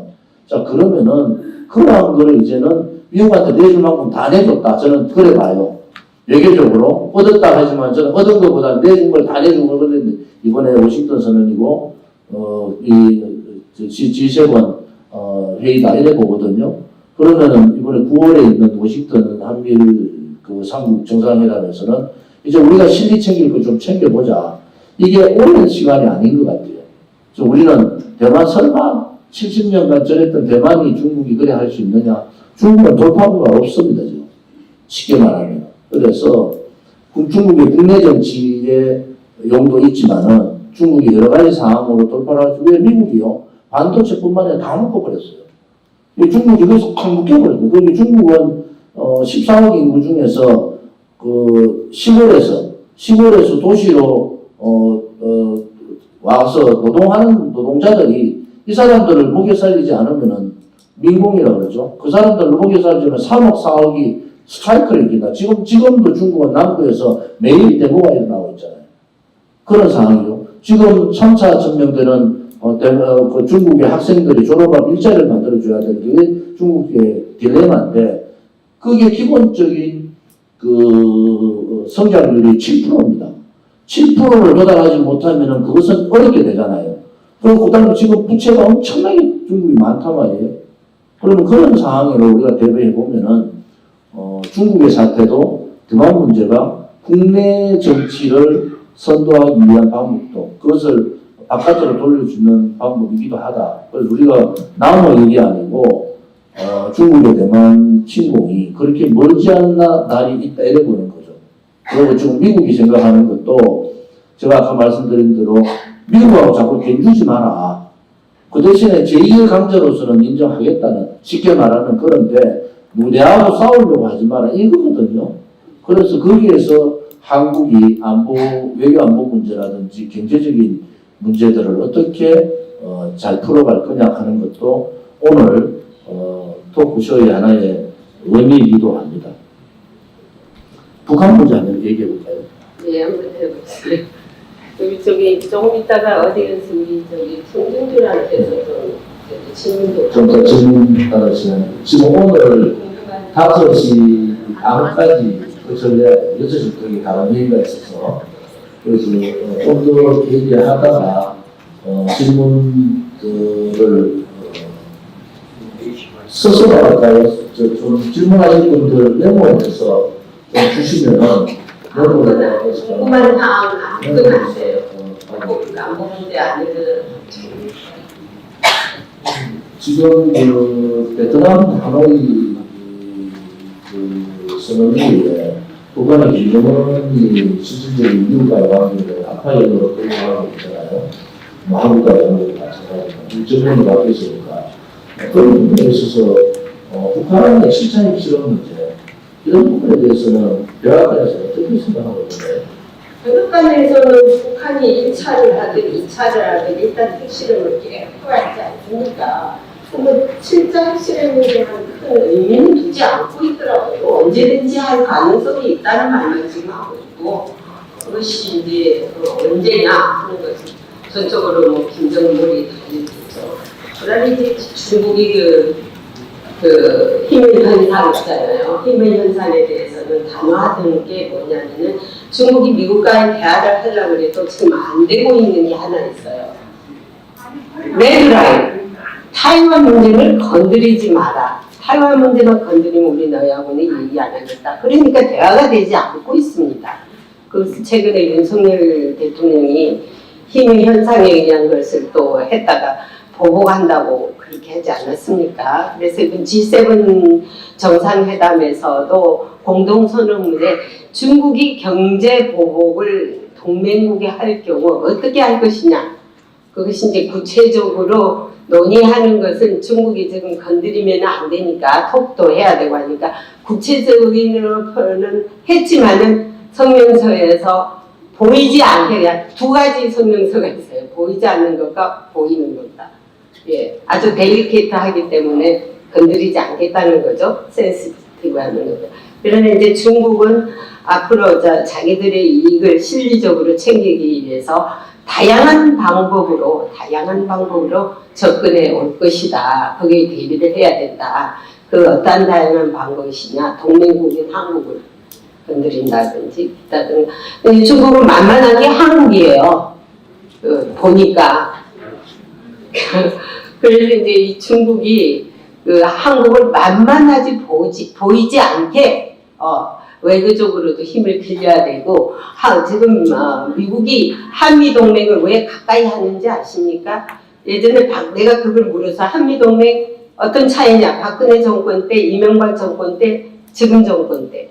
그러니까 문재인 정권 때. 근데 박근혜 정권 때하고 이명박 정권 때는 덤덤한 관계였다. 왜냐? 박정희 대통령이 이미 한미 관계를 이승만 때부터 쭉 해왔지 않습니까? 그냥 변함없는 한미 관계예요. 근데 더 변화도 없고 그냥 덤덤하게 있었는데 문재인 때 평화쇼로 인해서 확 바꿔난 데에 대해서 이런 전쟁을 안 해도 되겠구나 해서 미국도 굉장히 안일하게 있었다는 거예요. 예. 그래서 뭐 신무기도 개발도 하잖아. 지금 와서요 엄청난 훈련을 하고 있습니다. 미국이. 그걸 보이지 않게 뭐 엄청나게 하고 있는데 아니 윤석열 정권이 딱 돌아서면서 이거 완전히 반대로 되지 않습니까? 자 이제부터는 우리가 훈련을 제대로 해야 되겠구나. 우크라이나 사태로 봤죠. 아프가니스탄에서도 뭐 사태가 깨지죠. 이러니까 이거 큰일 났다. 한반도에 이런 일이 또 일어나면 이거는 완전히 세계 경찰 국가로서의 위신이 완전히 떨어진다. 그래서 이걸 이제 훈련을 자주 할수록 훈련이라는 건 자주 해야 돼요. 제가 전에 지금 국민의당에서 하고 있는 그 안보실장이 아니고 전 안보실장인가 그 CIA에 있던 분인데 그분하고 잠깐 전화 인터뷰를 했어요. 전화를 했는데 제가 그런 얘기했어요. 훈련해가지고 손해낼 게 하나 없다. 총 쏘는 것도 부지런히 해야 되고, 우리가 한 번씩 그 미사일 있잖아요. 쇠가지고 불발 나지 않습니까? 앞에다 떨어지고 뭐 그런 거 아니에요. 그게 다 훈련 부족이거든요. 우리 자동차도 자주 몰아야지 녹슬지 않거든요. 한 달 안 쓰고 해봐야 안 갑니다. 시동도 안 걸리고. 그러니까는 운동선수도 훈련도 안 해놓고 그냥 실전에 투하 한번 시켜봐요. 제대로 싸움을 하는가. 그랬더니 자기들보다 낫대요, 내가. 지금 워싱턴 컨퍼런스가 한 3년 됐습니까? 예, 한 4년 됐는데 그때 문재인 좌파 독재 정권이 이 탄핵 그다음에 국가보안법 폐지 또 한미훈련 중단 또 평화쇼 그죠? 평화쇼 뭐 이런 입장을 견제할 때가 급하게 갔지 않습니까? 국가보안법 폐지 안 된다 이렇게 해서 내셔널 프레스센터에서 그때 전인박 기자께서 제가 그때 현직에 6개월인데 백악관 출기자가 25명 나왔습니다. 12개 나라에. 그건 진짜 기적이에요. 12개 나라에 25명 나왔어요. 대한민국의 대통령이 그렇습니다. 대한민국 대통령이 가도 백악관 기자 그래 안 보입니다. 그런데 12명이 나와서 제가 이런 단상에 서서 2시간 반을 얘기합니다. 2시간 반. 문재인 정권의 실패가 아닙니다. 여러분들 잘 들으셔야 돼요. 우리나라 언론 방송이 얼마나 편중되가 있는지. 대한민국 국회의원이 워싱턴을 방문해서 워싱턴 백악관 앞에서 성명서를 발표하고 백악관 출입기자 12개 나라의 25명이 참석을 해서 문재인 정권이 어떤 정권인가, 박근혜 대통령이 탄핵이 어떤 의미를 가지는가, 또 왜 북한에 대한 이런 종북 평화쇼를 하는가, 이런 주제를 가지고 2시간 반을 컨퍼런스를 했어요. 언론 방송 한 줄 안 쉬었지만. 그리고 우리 제니가 기자하고 그때 같이 참석했는데 싱크탱크 최고, 그때 정부의 최고 오른팔 싱크탱크 소장을 만나서 그때 제가 처음 들은 게 엄청난 문재인 정권의 로비 작업이 워싱턴 정가에 보여주고 있다. 저 금액까지 들었어요. 금액까지. 한국 언론 한 줄도 안. 왜? 그게 지금 그게- 종전선언 하자는 거 아니에요? 그게 종전선언 하자 해가지고 계속 로비 자금을 그 워싱턴 정가에 뿌리고 전 미국 대사 했던 분이 있습니다. 그분을 또 만나서 미국 대사 그때 2번 만났는 거. 네. 또 한 분이 완전히 문재인 입장을 얘기하더라고요. 다못 들은 제가 설득했어, 설득. 그게 아니다. 우리 조은진 대표님 영웅이십니다. 그리고 여러분들이 정치인들이 실질적으로 제가 한반도의 안보 전문가 정보기관의 CIA인가 이렇게 정보기관의 안보 전문가분을 2분을 밖에서 만나요. 밖에서 비밀리에 비밀리에. 여러분 제가 그때 오프든 내거도 해야죠. 그때 제가 했던 얘기 뭔지 아세요? 문재인 정권에 보이지 않는 손이 있다. 문재인 정권 뒤에 보이지 않는 손이 있다. 그 보이지 않는 손을 왜 모르느냐? 다 알고 있어요. 이 지금의 민노총의 간첩 연루 문제라든지 이런 여러 가지 일어날 수 있던 박근혜 대통령의 탄핵을 주동했던 세력들, 또 그 자리에서 일어났던 여러 가지 구호들, 또 문재인 정권이 하고 있는 거짓 평화쇼, 종전선언, 한미 군사훈련을 못하게 하는 거, 이런 문제에 대해서 2시간 얘기했습니다. 2시간. 여러 정치인이 한반도 최고 안보 전문가하고 둘이 앉아서, 그 2명 나왔죠. 우리 둘이 나와. 앉아서 그런 비밀스러운 얘기를 할 수 있는 정치인이 어디 있습니까? 그리고 제가 친선 선거를 대통령실에다가 직접 전달했어요. 라인을 통해서. 여러분들, 내가 국회의원들 후배들한테도 그렇고 얘기하는 게 뭔지 아세요? 국회의원이 할 일은 너무 많습니다. 맞습니다. 우리 공화당에 돈이 많아가지고 그게 간 게 아니에요. 전부 저는 자비 가지고 왔어요, 자비. 그런데 워낙 미국이 하는 행태가 워낙, 친북 행각을 하니까 이 로비 자금이 얼마나 많이 풀렸는지 미국이 하는 행동이 이상하잖아요. 지금도 그래서 실질적으로 국무성 쪽은 미 대사관에서 연락해줘서 들어간 겁니다, 제가. 국무성에 사람 만나는 건. 국방성은 우리 제주박 기자를 통해서 국방성에 있는 기자들, 앉아있는 기자실에 들어가서 왜 왔느냐. 종전선언하면 안 된다. 그 사실 데리고 들어가는 데가 아니에요. 제가 같이 국방성 들어갔다니까요. 국방성 기자들 다 앉아있는 데서 제가 왜 왔느냐 해서 그 유명한 기자들 있잖아요. 텔레비에 나오는 기자들. 그한테 다 와서 묻더라고요. 어떻게 왔냐. 그래서 종전선언이 허구다. 종전선언하면 안 된다. 이렇게 얘기하고. 참 용감하더라고요. 그러고 그 프레스센터, 여기 프레스센터하고 똑같은 역할을 하는 데잖아요. 여기는 솔직히 말해서 프레스센터에서 연설 한번 하기가 참 힘듭니다. 연설하기 힘듭니다. 예, 대통령과 그런데 제가 들어오기도 힘들고. 우리 당에 그 당시에 그때 우리 공화당인가요? 우리 공화당 그때 가서 백악관 출입기자 우리 제니바 기자께서 선도리게 해주셔서 12개 나라의 그분들하고 2시간 반 한반도 지금의 문재인 정권의 실체가 이렇고 그분들이 다 지금 아군입니다. 우리 공화당. 그분들이 우리 아무리 된 거예요. 예. 정확하게 그 실체를 설명해주고 30분 동안 질의응답을 받았어요. 그 질의응답을 30분 동안 받아서 백악관 출입 기자들이 질의하는 부분에 대해서 다 설명해 드렸어요. 국민의힘, 이 방송을 국민의힘 국회도 좀 보라는 소리야. 국회의원들이 할 일이 얼마나 많습니까? 답답하니까 우리는 막 문재인 정권이 사회주의 정책을 사회주의 체제로 바꾸고 사회주의 경제정책 들고 들어오고 나라를 망하게 한다는 게 눈에 보이니까 자기 돈 쓰서라도 막 가잖아요. 국회는 자기 돈 안 쓰고 갈 수 있다고. 아니 백악관 앞에서 북한 성조기를 찢은 국회의원이 있습니까? 간도 크죠, 그죠? 좀 그걸 했습니다. 제가 백악관 앞에서 인공지하고 김정은 사진을 그거는 하도 경찰들이 막 옆에 붙어 있어서 불은 못 띄우고 예. 찢었어요.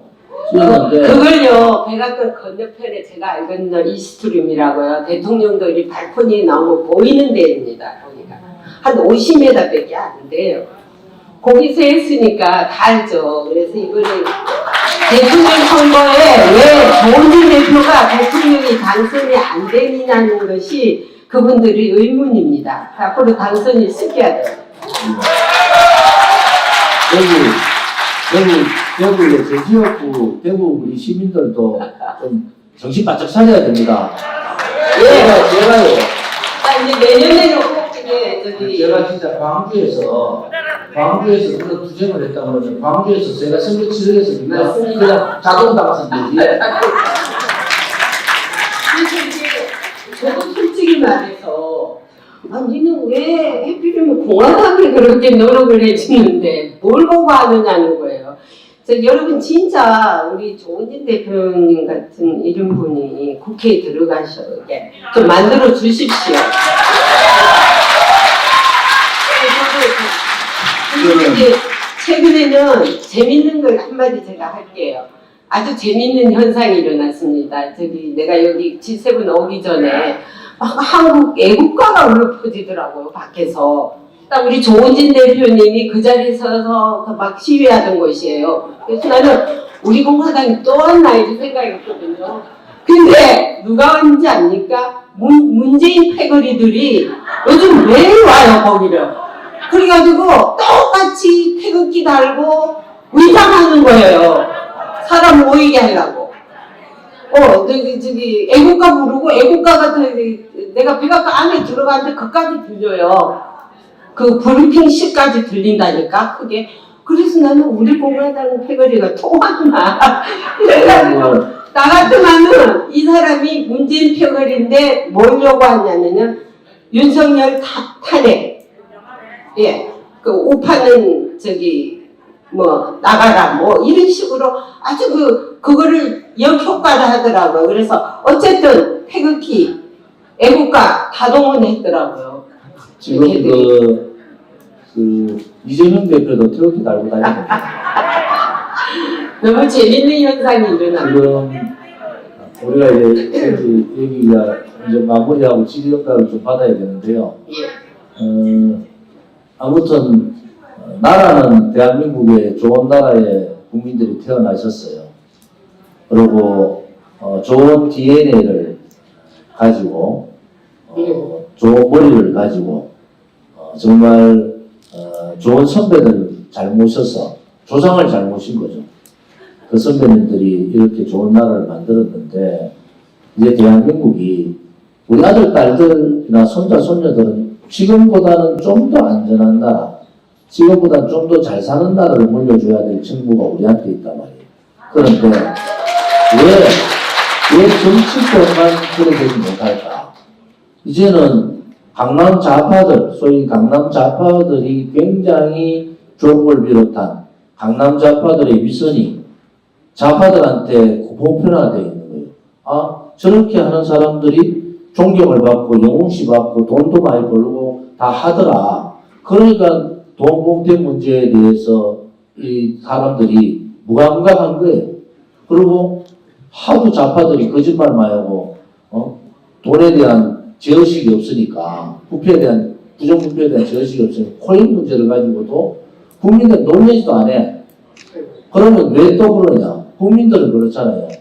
부정부패한 정치인들이나 무능한 정치인들이랑 똑같다 보는 거예요. 똑같다고. 아니, 국민의힘도 120명 국회의원 되면은, 제가 외교활동을 미국 가서 제가 그렇게 했으면은, 그 얼마나 많은 사람들, 영어도 잘하는 사람도 많잖아요.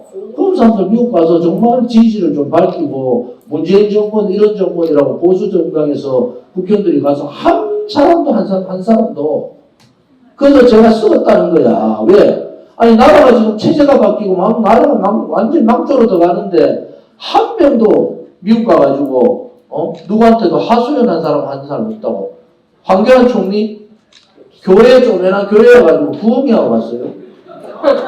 그 위급한, 대한민국이 그 위급한 나라, 위급한 상황에서. 여러분들,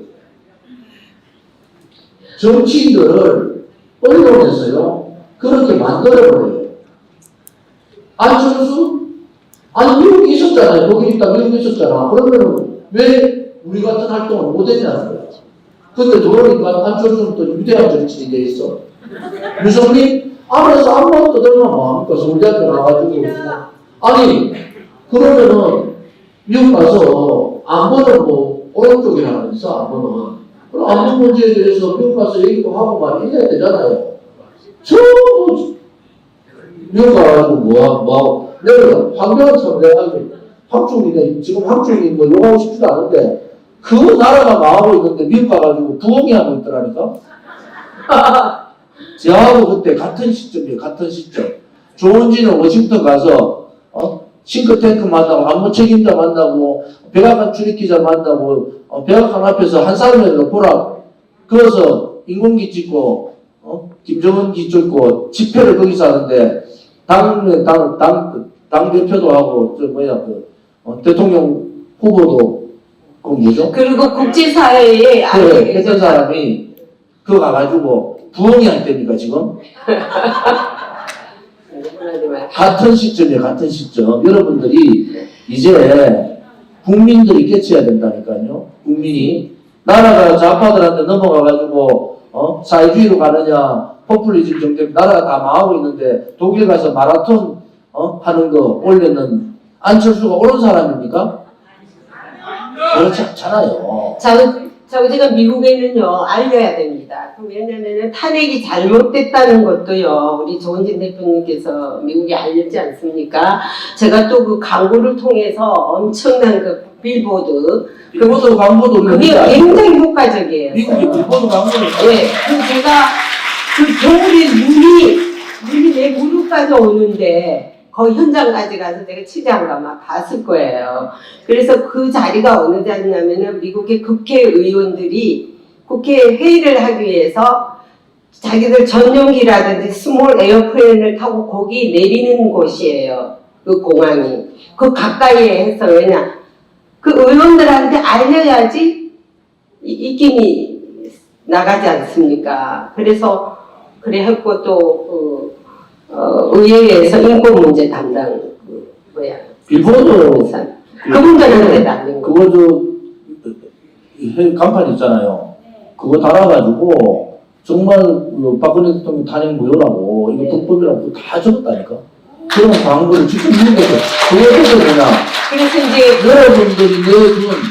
여러분들이 내준 당비를 가지고 한 거예요. 당비를 가지고 여러분들이 내준 후원금 가지고 그렇게 활동을 그렇게 열심히 그래서 했고. 박근혜 대통령이 빨리 나올 수 있었던 것도요. 그런 여론이 다 귀에 들어갔던 거예요. 미국이 움직이면 되거든요.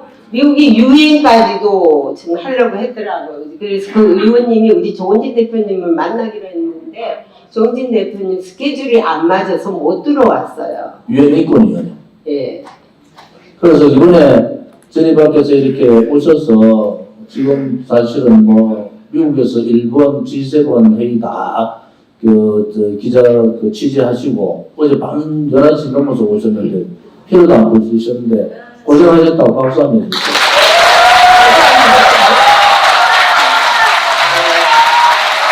이제 우리 공화당답게 합시다. 예. 우리 공화당답게 사실은요 우리가 그거 할 때 어떤 소망을 가지고 갔습니까? 미국이 너무 미 대사관 가서 제가 미 대사 만났잖아요. 그 해독 했던 해군 해리스. 그분 만나서도 설명을 다 했고요. 아무튼 제가 미국 갔을 때 미 대사관 쪽에서 한국 주미 대사관 쪽에서 주한 대사관 쪽에서 굉장히 이렇게 연결을 많이 해줬다는 사실도 밝힐게요. 이제 그 사실은 비밀로 했는데. 아니 이제 우리 그 원진 대표님이요 차량이 움직이면 대통령이 온 줄 알았어요.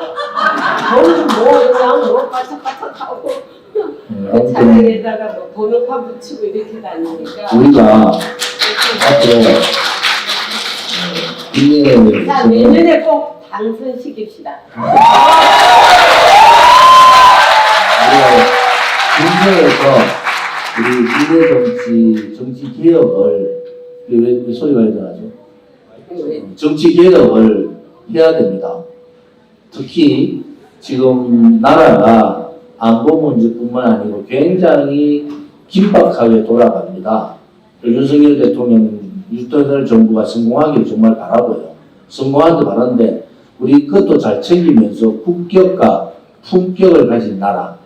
그리고 윤석열 대통령이 정치에 빛이 없잖아요. 윤석열 대통령이 성공한 대통령이 되려면 정치부터 바꿔야 된다고. 근데 이번에 오니까 노래는 참 잘하더라고. 근데 외교 문제는 전혀 얘기 안 하고 그 사람 노래 잘하더라. 그걸로 끝냈어요. 정치 개혁을 민주당은 가라오케 많이 가는 걸 모양이네. 민주당은 이전 부정부패 문제, 이재명 대표의 사법 리스크뿐만 아니라 부정부패 문제 높여서 못 벗어납니다. 앞으로 또 터집니다. 그러면은 민주당이 별문 분당 사태가 벌어지고 국민의힘은 호시탐탐 분당을 하려는 세력들이 있습니다. 그런데 우리 공화당이 지금 7년차, 이번 8월 30일 지나면 이제 7년차 정당이 되잖아요. 우리가 가져왔던 가치, 우리 공화당이 가고자 하는 대한민국의 길, 진실과 정의라는 가치, 이것을 지키기가 얼마나 힘듭니까? 여러분들이 우리가 가지고 냈었던 진실 가치, 정의 가치는요, 굉장히 어려운 길을 가는 거예요. 그냥 진실도 대강 야하고 타협하자. 그 다음에 정의도 대강 불이 꼭 정하고 완전 불의의 세력 아니면 대강 손잡고 좀 하고 이래야 되는데 우리가 워낙 높은 도덕적 가치를 내세우고 있는 정당이라서 여러분들이 싸우고 많이 싸워요. 제발 싸우지 마시고 당에 후원 좀 많이 하시고 돈이 있어야지 집회를 내일 해야 되는데 돈이 없어서 집회를 못하면 되겠어요. 또 하나는 이제 여러분들이 6월 3일 날 우리가 집회를 합니다. 6월 3일 집회는 굉장히 중요해요. 또 하나는 이제 전공법으로 갑니다. 우리가 서울역에서 남대문, 이 시청 앞, 광화문, 종각, 신세계 이렇게 행진을 하기 때문에 이제는 전공법으로 다시 돌렸다. 이것은 자신감이 생긴 거예요. 우리 공화당이. 그래서 많은 사람들이 참석을 지난번 우리 5월 13일 집회보다는 배의 숫자 이런 숫자들이 모여가지고 우리 공화당이 가는 길이 옳다. 옳은 길을 가고 있다. 그런데 사람들이 그래요. 너가 공화당 하는 거 다 맞는데 다 맞다고 그래. 다 맞는데 사람이 없어서 어쩌나. 이러니까 이제는 이번 6월 3일 날 전반적으로 이제 선구수를 걸어야겠다. 6월 달부터는. 그러니까 오늘 이렇게 우리 백악관 출입 수석 기자신 제리박 기자께서 얼마나 많은 민주당 쪽에 특히 지금 용산 대통령실이나 또 국민의힘 쪽에서 얼마나 많은 얘기들이 있겠습니까? 이런저런 얘기도 하고 이번에 그 한미 정상회담 때는 윤석열 대통령하고 옆에 앉아서 10분간 얘기하고 또 김건희 여사하고도 사진 찍고 대접을 대단히 많이 받는데 마지막에 우리 공화당 얘기만 하면 얼굴이 색이 굳어진다는 거야. 그건 뭐냐? 근데 제가 우리가 새를 더 키워야 된다는 거예요. 무슨 말인지 아시겠죠? 근데 이제 앞으로 박근혜 대통령님이 너무 침묵이 지금 길거든요. 침묵하는 시간이. 그게 조금 저도 이제 걸리는데 이제 빨리 침묵을 깨시고 나오셔가지고 우리 공화당을 좀 같이 좀 서포트를 좀 해줬으면 좋겠어요. 박근혜 대통령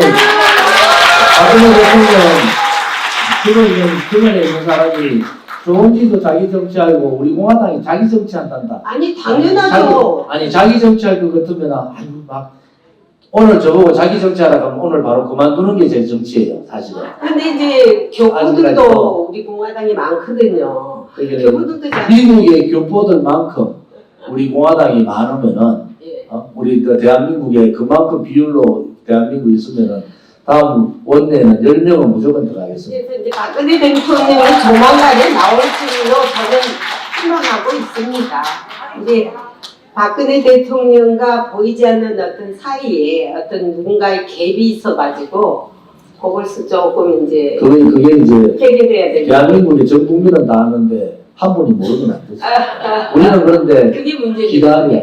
예. 우리가 그래서 희망이 있습니다. 파이팅! 우리가 뭘 하겠다고 그렇게 만든 정당이 아니다. 단지 지금은 이제 이번 총선을 통해서 원내 진입, 그것도 많은 숫자가 원내 진입하는 그런 방법을 찾아내자 하는 것이 제 생각이고, 진입님께서 오늘 차 타고 오면서 그 얘기를 계속 하십니다. 제발 이번에 원내 진출을 많이 하시면 좋겠다. 이게 질의응답 시간으로 시간이 그렇게 많이 없으니까 몇 분 질의응답을 좀 받도록 하겠습니다. 자, 손 들어주시면 마이크 가지고. 질의해 주시기 바랍니다. 박우규 우리 서울시당 위원장. 저분은 한전 출신이고 발전 최고 전문가십니다. 안녕하십니까. 저는 우리 공화당 에너지 위원장 박우규입니다. 일단 원자력 쪽에서 전반 좀 질문 드리고 잡니다. 그 한미 원자력 협정에 관한 사항입니다. 현재 한국과 미국은 1956년도에 이승만 대통령께서 한미 원자력 협정을 체결했습니다. 그리고 현재는 그러니까 이게 이제 원자력 수출 관련해서 두 가지 타입이 있습니다. 한 개는 한국전력과 한수원이 주도하는 대형 원전입니다.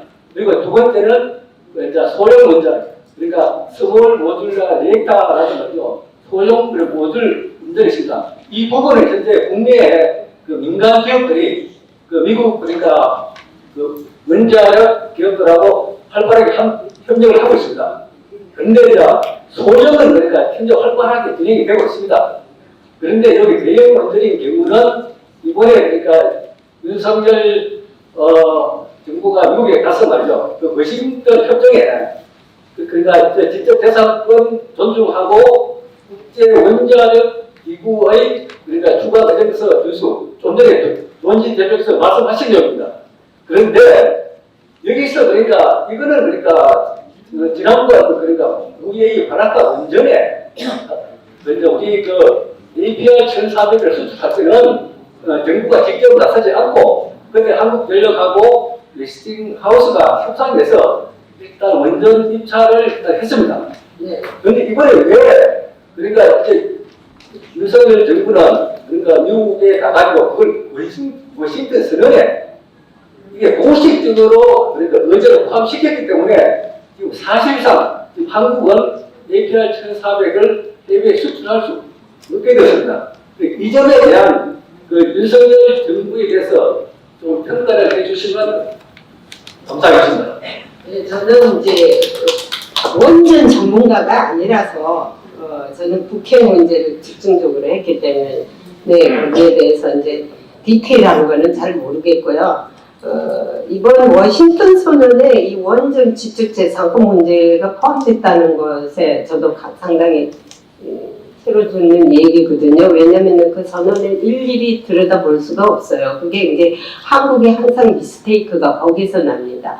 IRA법도 이게 국회로 넘어가가지고 사인이 하기 전에 외교적으로 빨리 눈치를 채서 그게 시동을 걸어서 고쳐나갔으면 되는데 이미 사인을 하고 다 지난 것을 이제 뭐 보조금을 왜 안 주냐 또 뭐 난리가 나는 거 아닙니까? 쌤띵 원전 문제도 그런 것 같아요. 근데 미국은 그 모든 것이 원전이라든지 이런 것들도 미국의 소관 안에서 움직여야지 한국이 자체 어떤 것에서 움직이는 것을 싫어해요. 그래서 잘못하면은 우리가 한미 동맹도 물론 중요하지만은 단단히 해야 되겠지만은 우리가 목소리 낼 거는 우리가 이익을 찾아 먹을 때는 반드시 목소리를 내야 된다고 봅니다. 우리 사실은 에너지 최고 전문가시잖아요. SMR 부분은 그렇게 지금 민간 차원에서 하면 될 것 같아요. 근데 이번에 워싱턴 선언에서 제가 얘기했지만은 워싱턴 선언에서 그런 내용을 집어넣었다는 것은 대단히 실책이다 이래 보는 거고요. 그 얘기를 하지 않고 아예 이것은 웨스팅 포인트나 한국의 한수원이나 한전이 기업들이니까 기업 차원으로 넘겨놓고 국가가 꼭 해야 될 일이 있으면 다시 논의하자 이렇게 가야 되는 거예요. 그런데 그것을 워싱턴 선언 안에다가 직접 저작권에 대한 그런 얘기를 넣었다는 것은 웨스팅 포인트의 로비가 통했다 이렇게 보는 거죠. 그래서 이번에 워싱턴에 다시 3월 9월달에 10월달에 가면은 이 개인 민간 차원의 한수원이나 또 웨스팅 포인트의 문제는 UAE에 우리 진출 사례가 있으니까 UAE 진출과 같이 그렇게 협력을 통해서 공동 참여 진출을 하자 이런 식으로 방향을 바꿔야 된다 이렇게 가는 게 맞고요. SMR 부분은 향후 우리가 보더라도 대형 그 원전보다는 여러 나라가 소형 원전에 대한 이러한 부분들이 대단히 필요하니까 질문을 좀 짤막하게 핵심만 그렇지. 얘기해 주세요. 두 번째 질문 좀 예, 새로 저기 누구세요? 미국에는 센텐스가 3센텐트 이상 되면 안 되라고 그래요. 예, 좋은 말씀이시네요. 반갑습니다. 예. 허준 선생님 기부입니다. 한 가지만 묻겠습니다. 윤석열 그 대통령은 공식적으로 네. 보수 대통령으로 알고 있습니다. 그런데 개인 윤석열에 대해서 미국 정부나 미국에서는 어떻게 바라보고 있는지 정체성에 대해서 말씀해 주시기 바랍니다. 간략해서 좋습니다. 그건 미국이 오히려 저한테 묻더라고요. 윤석열이가 레프트냐, 라이트냐, 오른쪽이 날개냐, 왼쪽 날개냐고 묻더라고요. 그래서 문재인보다는 오른쪽 날개다. 근데 어디로 나를지 아직도 나도 모르겠다.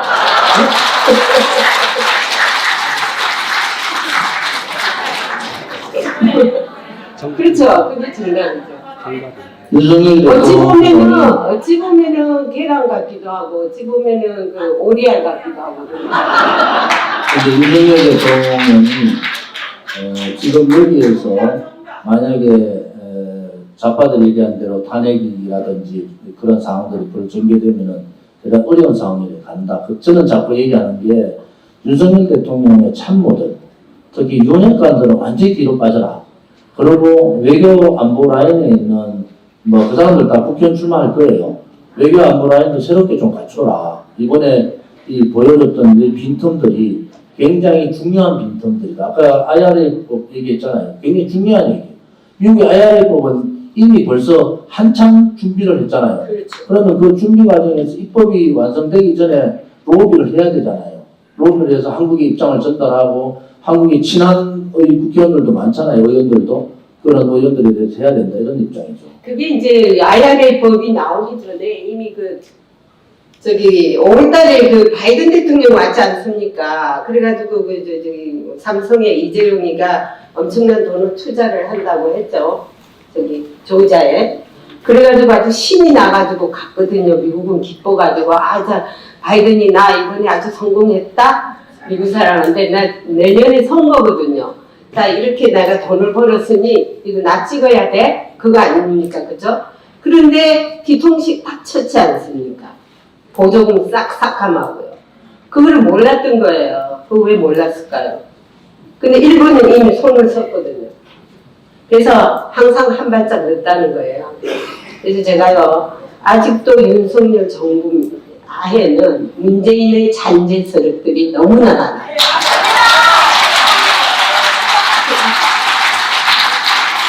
그래서 이게 오리알 같기도 하고 계란 같기도 해가지고 저놈이 내 새끼인데 왜 저기 가서 놀지? 그러잖아요.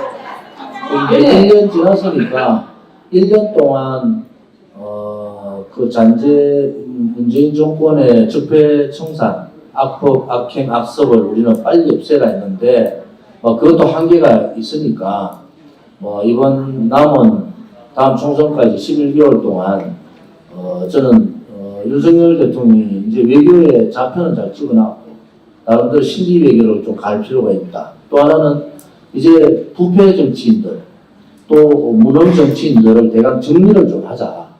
거기에 윤석열 대통령이 직접 정치 개입은 해서는 안 되지만은 그 깃발은 들 수 있다. 대통령이 이렇게 할 수 있는 거예요. 국회의원 200석으로 합시다. 그리고 선거제도 바꿉시다. 이렇게 그 실천 과제를 던지면은 그것이 또한 하나의 개혁 과제 실천에 가장 중요한 계기가 되어보는 거죠.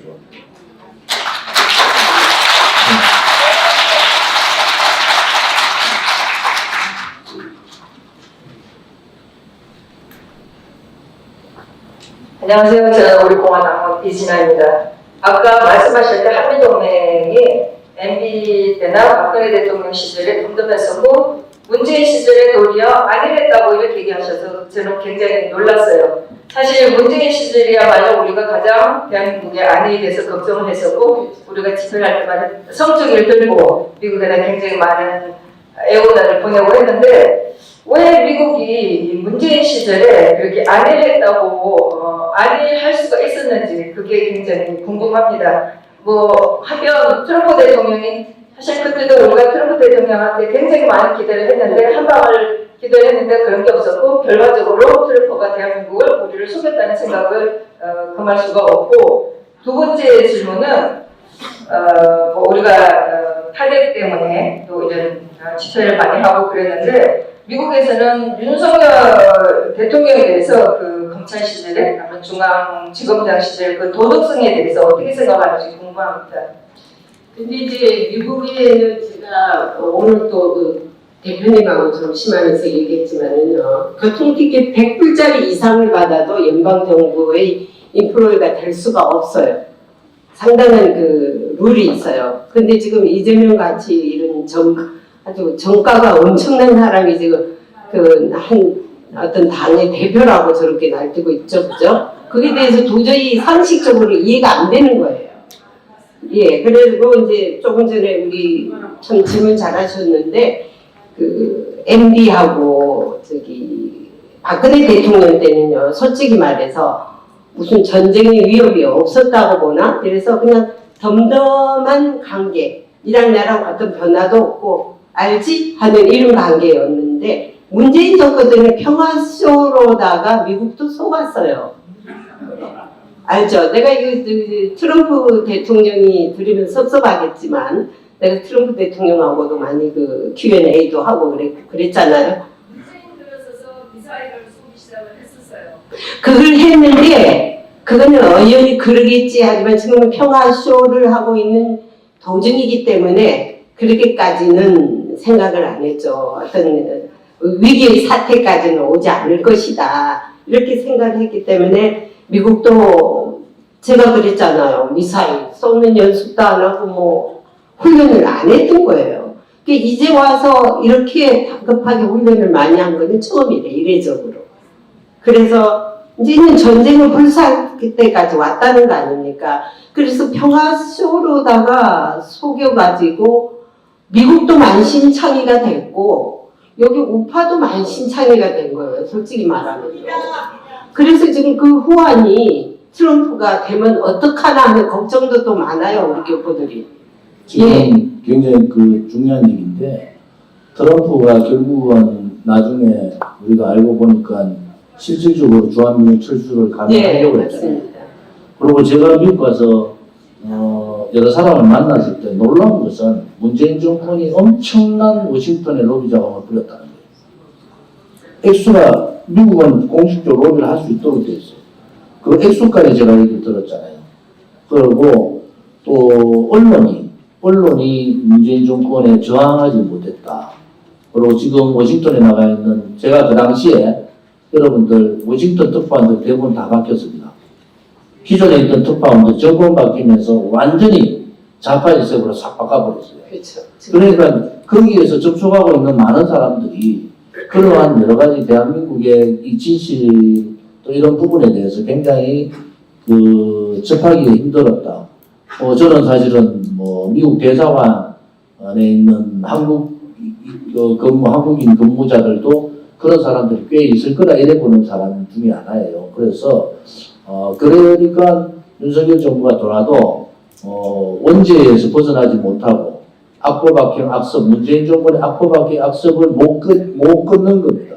그나마 민주노총하고의 그러한 악습 관련 이런 부분을 하면서 색깔을 내고 있지만은 근본적인 변화, 그러니까 좌파에서 우파로 넘은 게 아니고 좌파에서 중도 우파, 중도 정권 정도로 넘어온 거다. 이렇게 볼 수가 있는데 외교 안보 부분은 우리가 요구하는 한미일 연대, 한미동맹은 잘 갔지만은 나머지 정치 부분은 아직도 그렇게 결단을 내릴 수 있는 용기나 정치력이나 또 어떤 세력이 약하다 이런 겁니다. 이제 우리가 한국 사람들이 상당히 거기에 약해요. 대우를 잘해주면 그냥 쏙 그냥 빠지는 거. 그래서 이게 이제 이번에 백악관에 와서 엄청 대우를 잘해줬지 않습니까? 그걸 봤으면 놀랄 정도예요. 그러니까 여기에 그냥 미국이 시킨 대로도 한다는 것도 나는 원치 않아요. 아까 전에 마을 보이스도 내라는 거 아닙니까? 그래서 윤석열 대통령의 백그라운드는 상당히 화려하죠, 그죠? 검찰총장으로서 했기 때문에 바로 짬빙을 했지 않습니까? 정치인도 아니고 바로 대통령으로. 그거는 우리 공화당의 힘도 대단히 있었다고 봐요. 태극기 부대, 솔직히 말하면 태극기 운동 부대가 만들어준 거예요. 그래서 우리 공화당의 역할은 쏙 들어가고 무슨 정광훈 목사인가 그 사람이 나서는데 no way. 정광훈 목사가 우리 내가 누가 뭘 보내왔는데 저기 지금 조은진 패거리가 태극기 집회를 자기들 집회를 방해하고 지나갔다는 거예요. 근데 다 거짓말이에요. 이게 딱 내가 전에 여기 실장님한테 해보니까 우리 집회한 적 없는데요? 그러더라고요.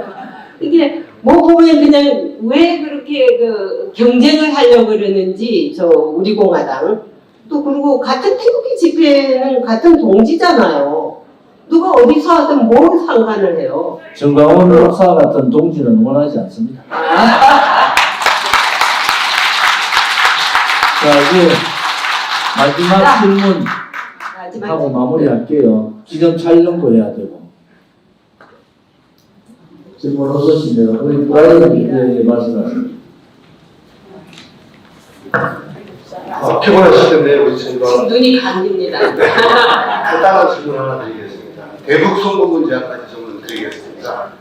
국정원에서 아주 중요한 의미가 지금 어저께 뉴스에서 나왔는데 대북 송금 문제가 실질적으로 국정원에서도 알고 있었다.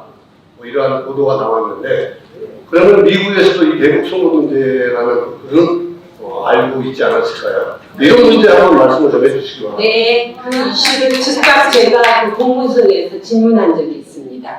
문재인 과거 정권 때 대북 송금을 엄청나게 했다. 근데 이게 유엔 안보리에 위반이 될 것이냐라고 물은 적이 있습니다. 위반이 됩니다. 그리고 왜냐면은 외화를 지금 이게 지금 탈북자들도 여기 온 사람이 있어요? 이쪽에 있는데 누군지 모르지. 누군지 모르겠지만 하여간에 이 탈북자들이 외화를 지금 북한으로 송금한 것도 엄격한 의미에서는 대북 제재가 됩니다. 예. 제재 위반. 이 제재 위반에 걸립니다. 그래서 이게 디테일하게 들어가면은 문재인이가 사실은 이 책임을 져야 되거든요. 근데 이걸 아무것도 안 하고 있어요. 일단 윤석열 정부가 지금 답답한 게 문재인의 USB 김정은한테 전한 거라든지 여러 가지가 너무 많은데 왜 이게 대해서 조사를 안 하는가.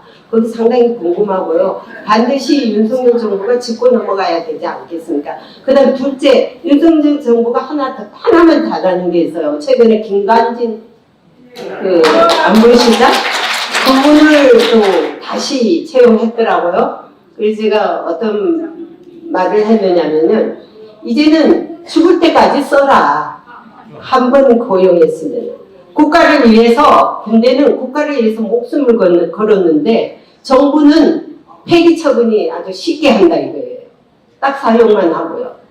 예, 죽을 때까지 보장해라. 그 자를. 감옥서도 집어넣지도 말아라. 실수를 해도. 그는 실수를 하더라도 본인들이 잘못이 실수가 아니라 국가를 위해서 실수한 거에 대해서는 그것을 감안해달라. 그리고 제가 말한 적이 있습니다. 예. 김관진 장관보다 더 훌륭하신 분이 우리 공화당에 계시잖아요. 허평한 장관. 우리 지금